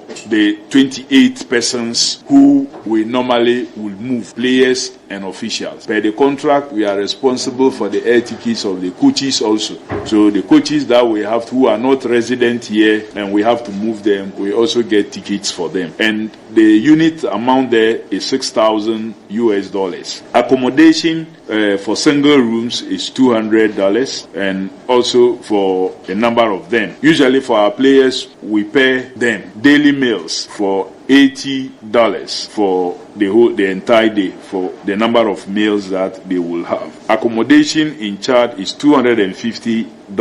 Then daily meals there also approved is $80 for each person for the number of meals that they will have for that day. It doesn't mean every meal is $80. The medical expenses, as I've said, is $10,000. Per diem for players is $150 per day. So the players take $150. The technical officials take $200. Bonus for players is $5,000. When they win, we'll give them $5,000. The head coach takes $10,000. The assistant coaches take $5,000. The other category of technical officials and have $4,000. So when you add all these, you multiply it by the numbers in each level. That's where you have the $856,890 for the Ghana-Chad game. We and Nsema, Honorable Sports Minister and Chilema, what the Amaye, a fortuna match, I say. Yakobo and they say per diem no press in the $150 and a fee to technical team no $200 channel to say a winning match and a winning bonus no $5,000 players no per person and a fee so head coach no Utuado or no a beji $10,000 I stand coach John Pensamo and a fee this one of Femo or many 5,000 and a fee other technical men a video stand referees in a few more can so or be a benya $4,000 we and Isika and Minuka see Yakobo match against Chad na no chi yani Mali match and so budget Sports Minister against Mali, we don't have any tickets for players and officials because they have already moved. They will be here. So we are dealing with accommodation of $250 for the 5 nights that they will be there. We are dealing with meals of $80 for the 5 nights. Per diem for players, $150, and then per diems for technical officials $200. The medical expenses is also $10,000. The incidental and imprest in that area also is $20,000. The bonuses remain the same; they don't change. The addition here is that the officials who are coming to officiate the game, you'll have to buy their tickets. The approved amount here is $4,000 per officer for 7 of them. Their accommodation is $300 for 7 of them for 5 days. Their meals is also $80 for 7 of them for 5 days. We are to rent a vehicle for 3 vehicles for them at $500. So they will use 3 vehicles. The 7 of them will use 3 vehicles because we have a referee and his assistants. We have the security, the match security, who is a CAF official. We have the match commissioner, and then so they are different set of people. So you don't put them together. The away team, that is in this case Mali, you will have to also rent a bus for them. Of course, before then, we have what we call the indemnity for those officials. Not all of them, though, 4 of them, that will be paid once. Then the renting of a bus for the away team, and then saloon car also for the team leader. That will also be rented for 5 days. So we are ready for the games. We and Nsema Sports Minister Honorable Idi Kofi Adams or the Atuja FI 2 matches about budget no ahonkomo eno dia amai na yemfrio na yengo PM Ghana man penye His Excellency John Dramani Mahama no shano se Friday be Democracy Cup no etodwa e Lingo Park ano aye Great Olympics o many house of na de epem so na cup no speaker e de animu ama na JFA president e ka ho go PM our president akachi e de cap no e de koma president e de ko kire ne se we ane cap yi se e da sa tournament na se sa game no so na omudu go no Ghana man penyin His Excellency John Dramani Mahama we ane koma wo de etudwa. The Right Honourable Speaker of Parliament, the Minister of Sports and Recreation, Members of Parliament, senior government officials, Mr. Keto Kraku and senior GFA officials, our sponsors, Mr. Alex Dade, distinguished guests, ladies and gentlemen. I'm honored today to receive the Democracy Cup from the Speaker of Parliament. This morning, this cup is not just a trophy, it is a national symbol. It is an enduring reminder of democracy's value and our collective responsibility to safeguard it. The Speaker's initiative in instituting this CAP is very commendable. By linking democracy with sports, he has created an innovative platform that engages the energies of our youth, inspires our citizens, and raises awareness about the centrality of democratic governance to Ghana's peace, stability, and progress. Since 1992, Ghana has chosen the path of constitutional democracy. Along this journey, we have encountered challenges, but we've also made remarkable progress. Our democracy has provided a framework for peaceful transitions of power, the protection of human rights, and the expansion of our civic freedoms, and also the participation of our citizens in shaping their own future and destinies. Democracy is not merely about elections. It is about accountability. It is about inclusion. It is about fairness and justice. It is about creating a society where every Ghanaian can aspire and achieve regardless of their background. As leaders, we must be reminded that democracy thrives only when institutions are strong, transparent, and independent. We must resist the temptation of partisanship, authoritarianism, and impunity. Our duty is to govern with humility and place the interests of the people above all else. As citizens, democracy requires our vigilance and our participation. It calls on us to hold leaders accountable, to reject violence, to value diversity, and defend the freedoms that others before us struggled to secure. This democracy CAP is mighty because it speaks directly to the youth. Through football, it communicates that democracy, like sports, demands rules, it demands fairness, discipline, and respect for one another. It teaches us that while competition is healthy, the ultimate goal is unity, progress, and nation building. So to our young people, I say democracy is your inheritance, but it's also your responsibility. You must cherish it, you must nurture it, and when called upon, you must defend it with courage and conviction. Mr. Speaker, in conclusion, I want to thank you for this thoughtful initiative. I accept the Democracy CAP not as a personal honor, but on behalf of the people of Ghana whose resilience and faith continue to sustain our democracy. May this CAP remind us daily that democracy is not an event, but a living process, a process that we must all work together to protect and deepen for generations to come. You we and then some Ghana man penny or tuja edia democracy kapanya me adoma Friday be etuja our University of Ghana Stadium in koma or tuja no na brekum base catch them young referee I say wanya kwanya Ghana Premier League no baby be ay Kingsford or 10 yeboa eno ay ni din komo ana yebuja na say what say yabo ni din GP no baby be say no se fa no anu ya ene komo aka or the twasoma ni manage GP because easy, and then looking at the population of kind of young Nkwano, I do some most of the times we courses are more than 60, sometimes more than 50. See, may manage GP. More 20 years. Yes, actually last season, but last season I call Division 1 matches for sometimes. MC not me personally, not less than 20. Something I had my brain. Sometimes it depends on the magnitude of the game. No. And I could draw with the bedroom. And a referee is simple, a foul and a foul. That is the basis of refereeing, which may identify between foul and no foul. We are good to go. And you know, any point man, it's an amazing come so and even if you the same thing. Just that at that moment, never change. You are in charge of Nipper 21 and I'm one out them and our name Nipa 3 years. A who dear Debbie. Now, again, sound cries, referee. Oh, in other words, like I say, my father played, let me see, most of the rules in it. Actually, I'm back in primary school and NJHS at the age of 7, 8, 9. So now I'm beginning to go training grounds. It was actually a car. Now I didn't think. So I go to a time and he said, no, I have to choose between football and then refereeing. After all, I within football, just that rules and it changes. So I decided to be a referee due to certain interests.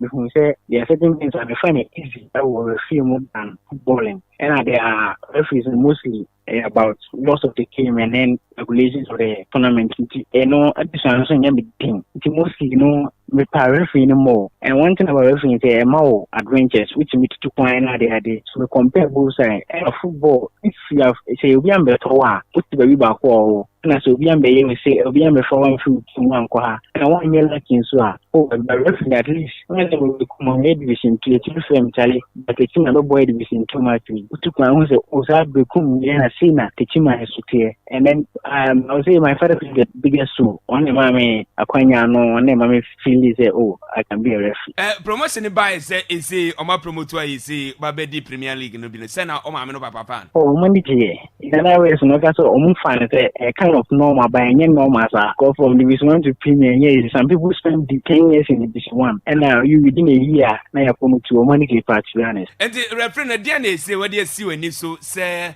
from now I see what started from division 1 to Remo our Premier no dia but I be say what dey see when so obese wa achieve our referee in fact me but I one if I'm able to because if I'm able to receive World Cup final today I'll stop refereeing. That's the biggest game in football to be from third division and the biggest game in football is the World Cup final. So if I'm able to receive the biggest match in the world even right now I'll stop refereeing. So that is my target. Yo and the target is obenya kwanya na World Cup final wetimi akodi wodi World Cup final kwa dia na kwa obetimi agene botu nya de referee no obetimi atwa so be na na mbuza na se eze brekuma no free dia na ise ohwe free brekuma ana fi so season ye hwe no se aka 10 days e ba start say the name free brekuma ho ne support any bible and on the rest no nya be some bomb pie time no support me say 10 be quite here and then many budget point and I'm free brekuma and yes aka 10 days ne e be start season no yes supporters e ba ko hwe games ne bi so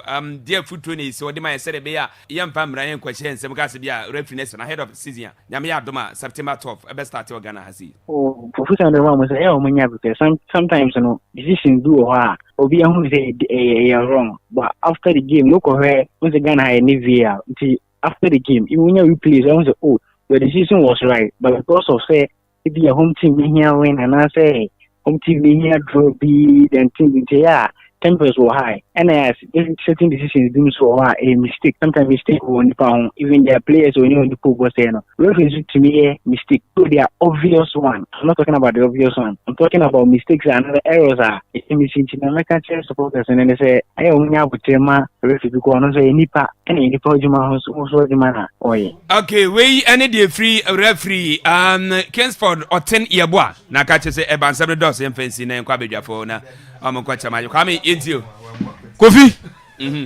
ene Kingsford in sem de member so fasa tape ni tumi ho nyame ya adoma chena meba Kingsford ni say ade ba akopɛ na meka che no say onhwɛ Salom Yawu bless mo hwɛ sangufo ni bi ansua because so hwɛ omusuo mo Kofi referee no onhwɛ ai babu na ku no onhwɛ abrofo no na onhwɛ referee say papa no nsuo mo woni papa nkasa na ade woni papa no ni aguguduro ne papa di referee no wo di best ne pese kraka so ni sa ball ni bi ne papa nkasa no ni aguguduro wo hwa akola we ni confidence odidi ball na it tells akola we Kofi na aguguduro no so now Kofi Black Stars enra press conference across from the sports ministry Kofi enra after press conference no na mu se kitu Kofi ni time din kwambesa fiket ni timye dem papa Kofi o my way there so dey ntra o ni Kofi budget no rich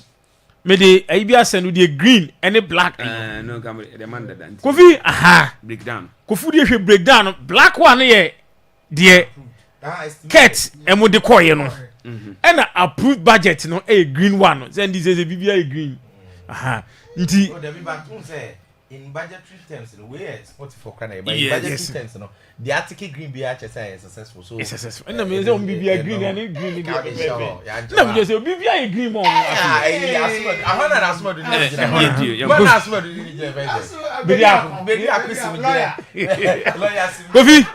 and now we share budget now. Omri coin now. Chartered flight. Just a plane now. Edi omoko. Edi omabano.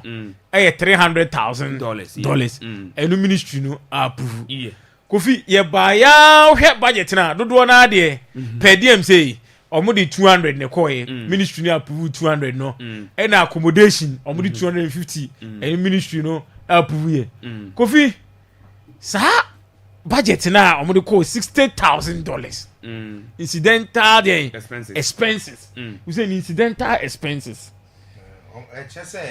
say oh your budget I de yishim.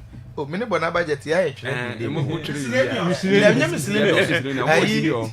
fix atem. Te say. Ebi ya pa ya say actually. Never say can you talk about what I say because in the time I will formulate budget no. What you know bet ma roll over obeka ya o kwa no aka say me bi kura say vibe no na no nyinti gisi ye. What I say? About as a budget, so no budget in corner between incidental expenses. I think the column it's a category near, but every amount on a bit where debate say, one of me, who shared this budget are the buy now.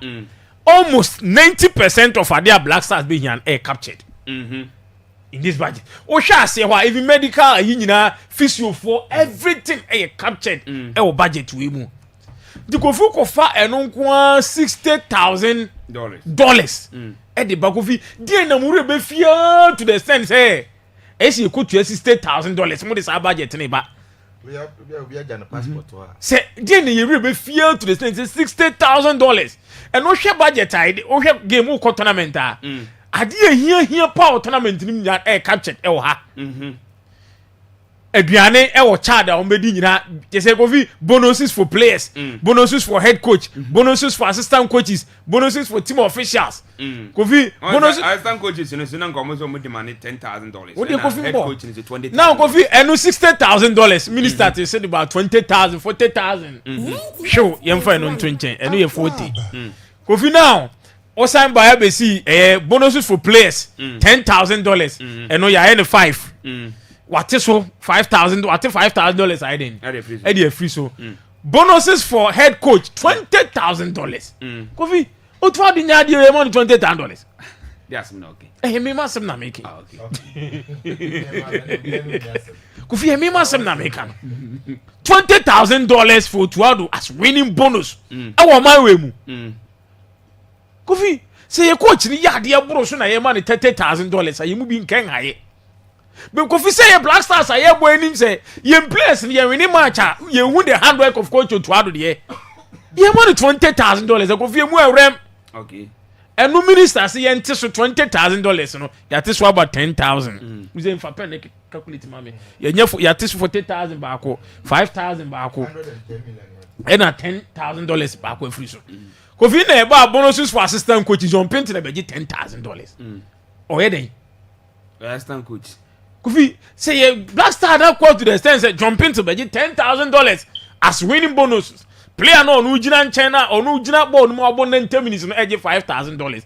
Jump into the tiwa shishe konsu ne say money $10,000. Kofi minister say no so yenye den. Yente somra 5,000. Then bonuses for team officials cancelled. Management committee no.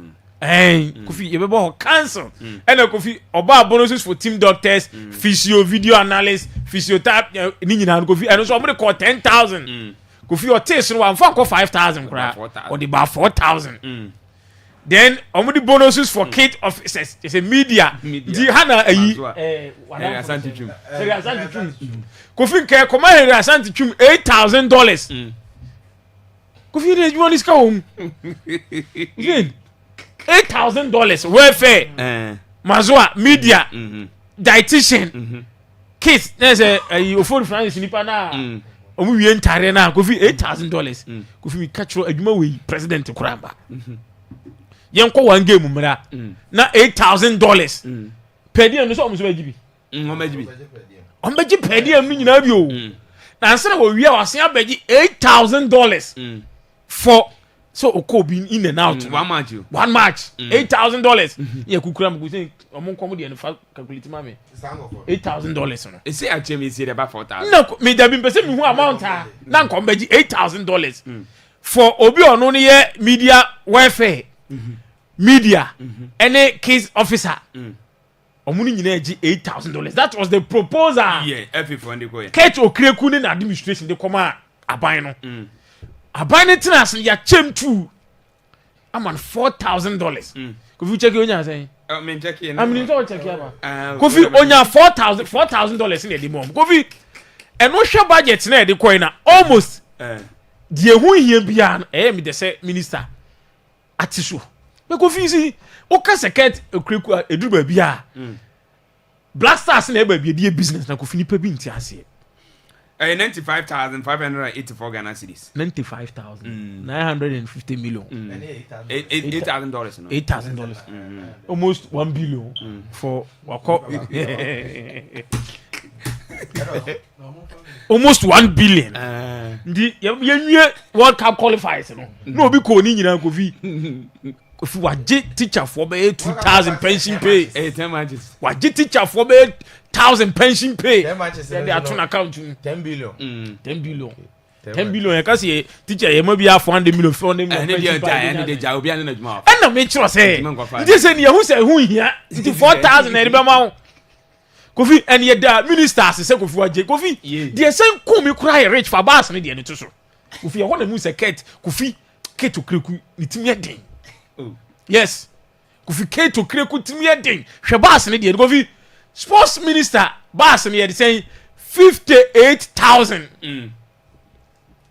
budget for bus for fueling Black Stars bus from hotel to stadium. Hotel to stadium. Bass and remember any normally call any normally call child. So back bass. If you or say bus or say budget for fueling Black Stars bus for FIFA World Cup qualifiers. Okay. And then 58,000. Chad who kodura 8,000 Ghana cedis. Chad who kodura nya Black Stars bus ni be issue. And you different budget for Chad Mali for ne ba ha. Bus on be issue no. Okay, your minister boss so cash. And here behind. Chad so omo ye de no mo na behind. Yes. And the car keto no mo na behind. Yes. Nti ye na e beto fuel.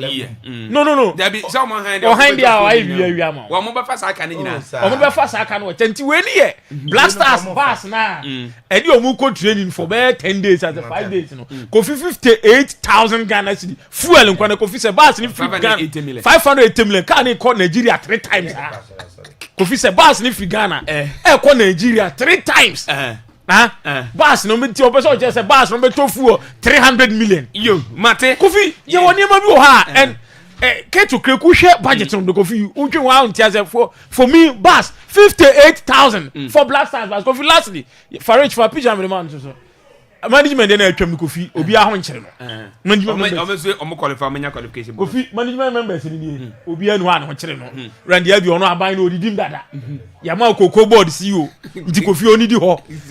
Nse Stevia Pia na Kofi ono so ne ho nkyere no. Kofi nse nkyere ni babi nse nkyere free ba. Nya babi o free anyi ska wo no. Ye ni babi odidi dada. Nse nkyere a part of the government. Moses Samapaka a part of the government. The way can we ye gold. We ye Koko. This be a Ache Samuel. So no say a feature must I Samuel Kwana emfa say need them more. Need them more. Habe Kofi we ni pana ya. Sa $100,000 Kofi nke ska na nyeska bia sa. Moses Samapaka $100,000. $100,000. I need their qualification but $10,000. $10,000 and come the mom. O he nsenjire. O he Stephen Apia. O he Randy Abia. Obi e didi wa ban nim dada. Yo. Mate, it I say, Uze, Kofi Tago, ma, you do it. Mention comedy, but me no be nyadwen say omu scanty, say omu deserve bonus. Yes, sir, program so good. And omu deserve. Yes, yes, no, as in Black Stars, yes, almost $5,000 near there, no, Kenya. First of all, me adwen. Okay, I think this very initiative is highly commendable. Okay, and I would say John Mahama led administration benefited a lot from experience. Yes. John Mahama. Quite fast to turn the new Ghana have been a political sector any football or benefited a lot from experience. In fact, tonight quite 4 years. Ama to say ya de bia or you concise or you precise. Onim de oye ne de open film ne de open film. And this what have so ade bia oye bia what do we say onim de opese onye nti a oye sa. Now I think enu bi na drew the levels and the ministers na act accordingly to the way opese oye ne nyoma. And they know take decision bia he got nothing to lose. Menya cry said the Ghana no so far nyoma ko se be kwasa awi a obi aba mama na 4 na mama no kwotena nchen na ba akomeje 4 what does it no akosuan de oba obesesa based on the John Mahama akire yi now didn't you make us say I don't know whether this is unprecedented and I said say last tax budget for Chad. Ministry ni hold the press conference. Anya Botra discuss details by detail. This is budget. We don't used to see this. I'm gonna say Akwaaba there mewa. Akwaaba no baby bi ngunai. Now, the budget is very important, particularly on my person will develop it. Again, in Ghana's situation, it has built trust. It helps for every Ghanaian to feel so important or you're valued. Nisika na ye de national team no. It is being accounted for. Now, budget say the abeto otra no enye budget. But the components in the budget in the money budget. Enti ye components. First of all, I think Minister we so had there to hold this very important press conference. Okay. Now, the kind. With regards to the budget, the general scope in say Sikanwa GFL presented as budget, about so close to $500,000. Yes. Now, 1 year careful, the general assumption will be said. And the FF1 the omutrimo and the Komu Bebuya for $500,000. Oh, yes, sir. 1 year fair to the GFL. Yeah. Do you know why? Every budget a year at the common institution organization up in the Biano. Yenim Ghana ha. Yeah. Is that typical norm everywhere cry. Ye man bro so. Whether ye sheda na ye sheda ye man bro because a typical Ghanaian no obetete so. Ana meboa. Yes. So one yam man bro so. Na o man tete so na ye tighter. You will fail. And the ebi wo ho a almost salmon up, almost rounding it up. It do 70,000 or 100,000. It do because we could do eventually I have 60,000. Yeah. You get it. And for that I get it. But the details, and I'm who knew maybe first. Kofi, I think sir, with regards to charter flight in the budget, and yeah, you bring receipts say flight in this one. Yeah. Minister, I so I go hire base. Was that? Then don't mean so. Now per diem no for players no $150. It is according to Ghana Mra law no. So small buy small because see a name also koye adwuma bia ma o man na the oye entitled ne de ma no. Okay, per diem 27 official $200 each. Okay, yen fair no to nche. Now accommodation for players and also accommodation no hotel bills ni ade nyina wotimi nkote so. Yes na wa akosi udan wo chada do magum. Yes sir, $2 so. Now, incidental expenses, of course. Every budget, so all the miscellaneous shame are yet so. And the 60,000 and the 40,000, 20,000, which is 40,000 different. Yes, you may say so. I don't know, man, you know, 50,000. I don't know, man, you say. I personally think if you know you're in 60,000, maybe my better so I don't want to 10,000, I can 50,000. What I say? Yeah. Sometimes when your budget and so you need that luxury. Say, Sikano. A dosu kakra in a way no Emma also how yes I want you maybe I'll say oh yeah but a Ghana situation I heard that they could ticket I'm obia and see a ticket man the answer the about 20,000 it means that article green idiot or metuma yusu yeah what I say me only $80 coffee so what the Ghana near the bus cities are on my fair. Because so called those hotels near there dollars. Yes, what I say? Yes. And then $80 per day. On the average, it's okay because if you check Nyoma Motonto continental dishes are players we money idea AD. A people $80. Yes. What I say? So for that, you know, I personally agree. Now bonuses for players. In fact, this government has always maintained sir obetua players in 5,000. And then the FA proposed 10,000.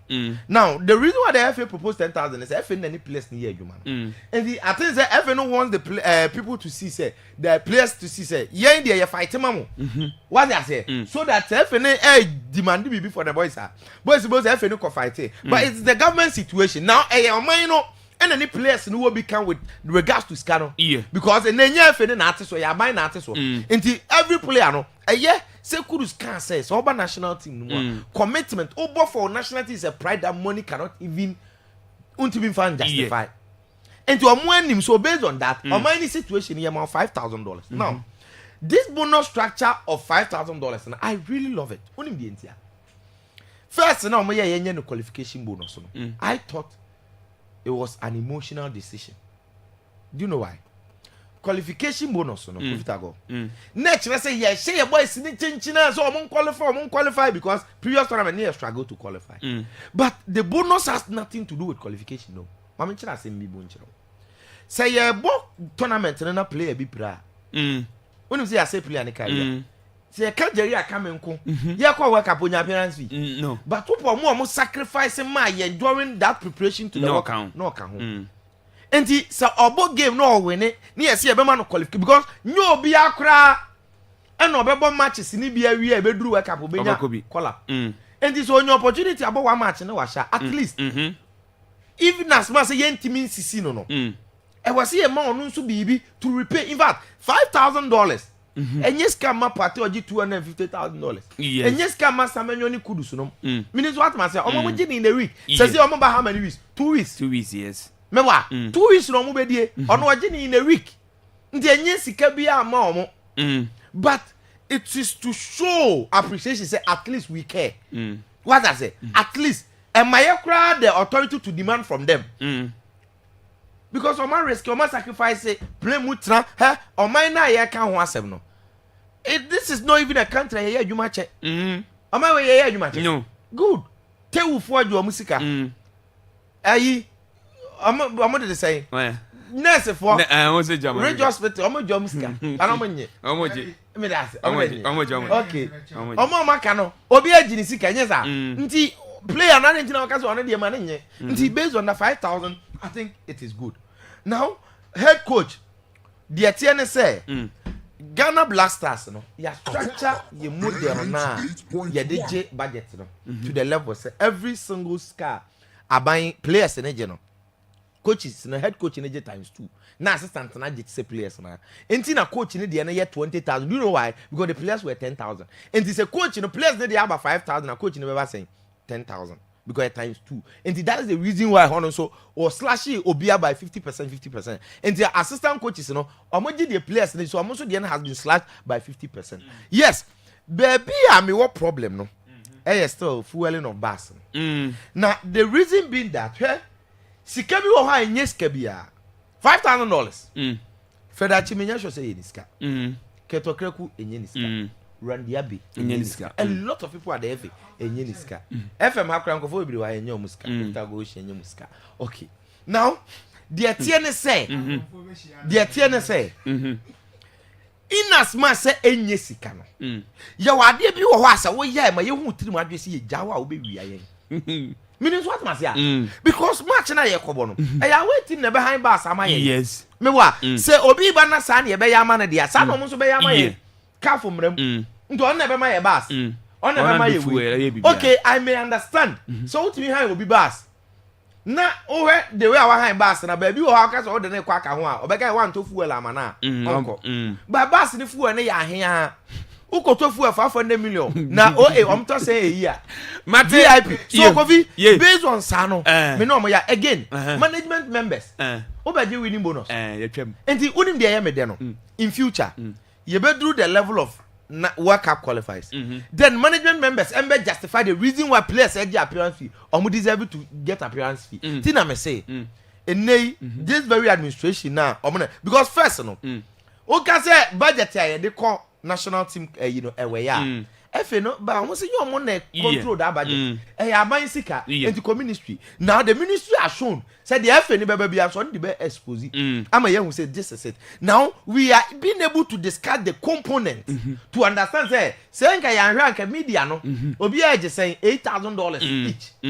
What that which is extremely huge. Team as well $8,000. Who are kuta ayineka ndina langa ba omji na juma na osu no. Oh, aden at least Aban we ya there making us understand the components of it for us to be able to discuss. No be on passive fair judgment. Now after that, we will expect because budget we are okoba. Obeba chire de odi ye ne de kai nyeza.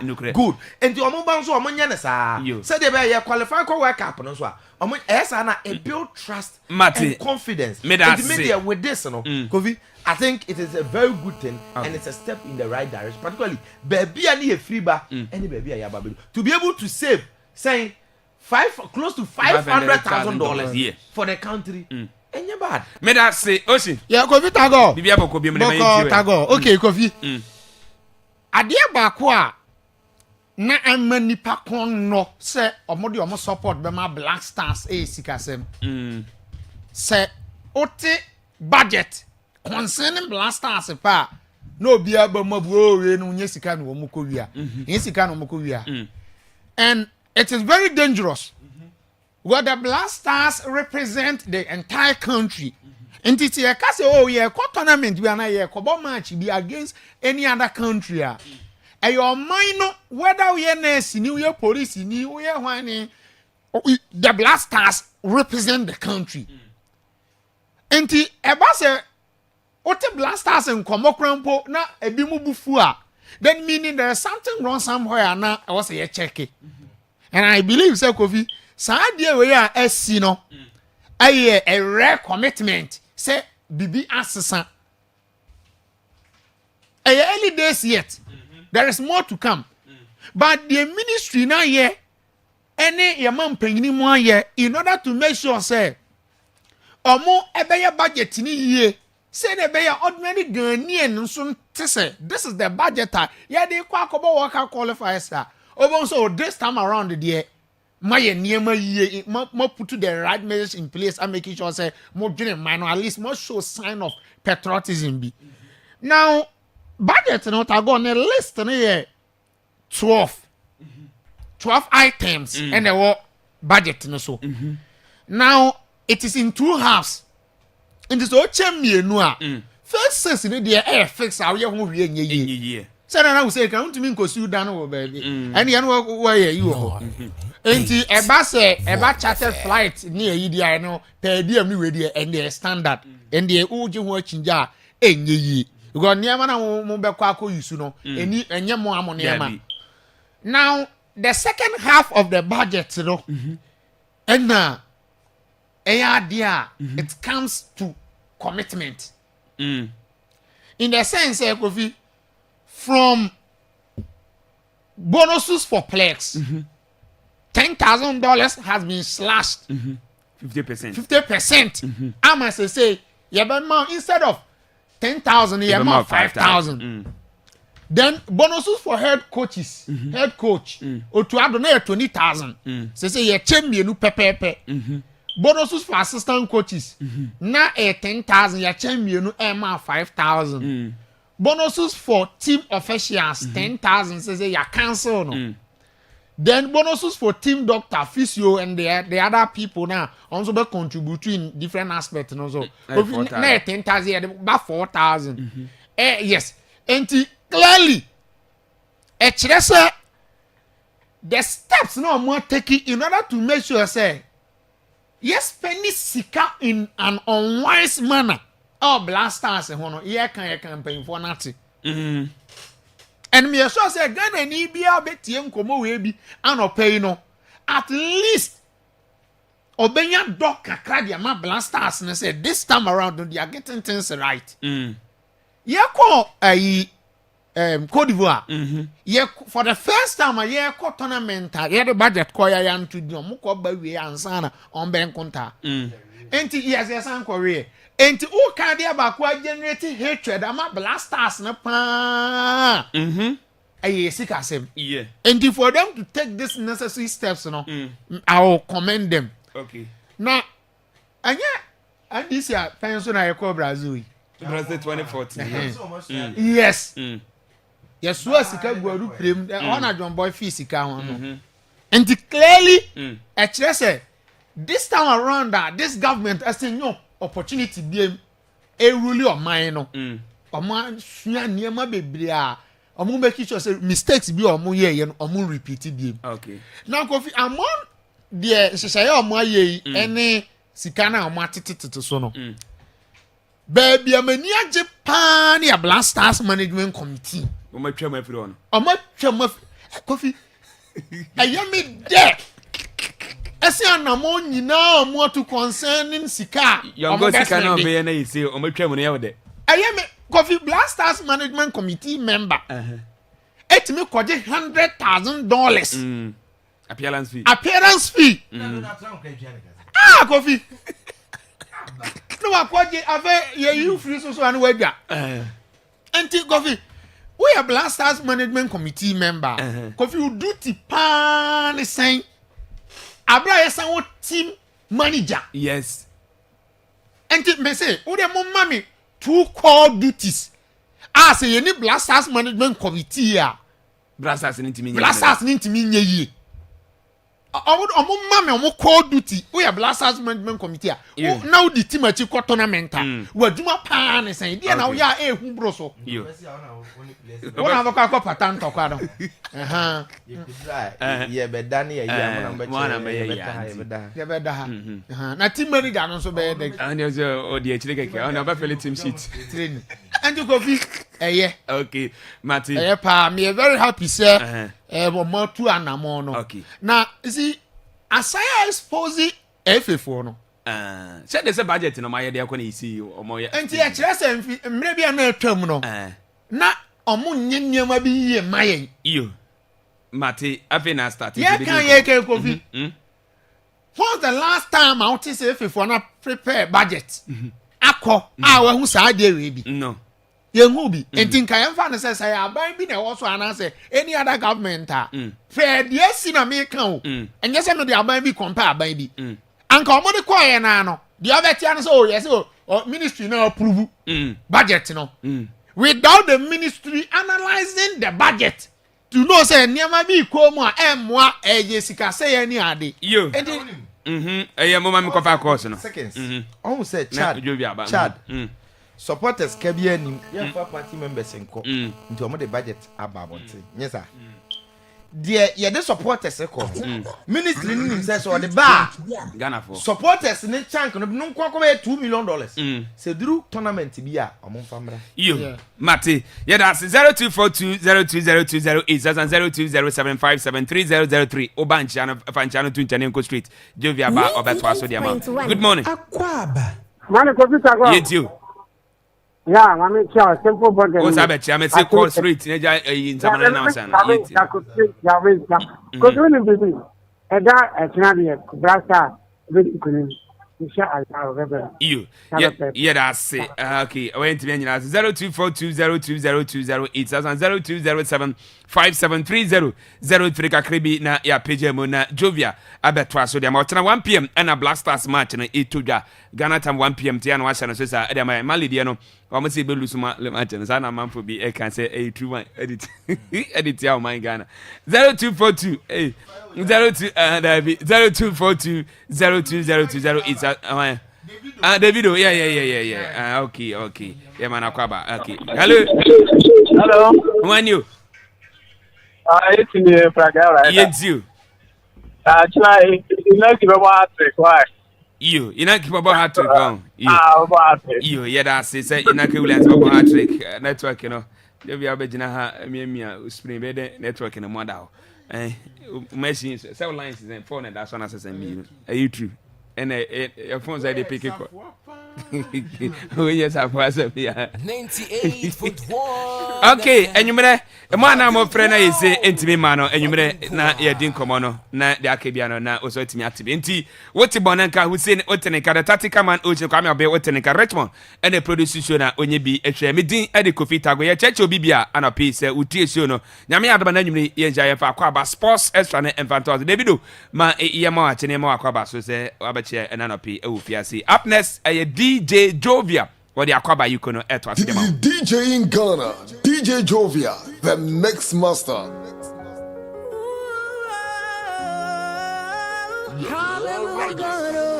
Akwaaba dan yefe. Wa hwetinta glasses pa.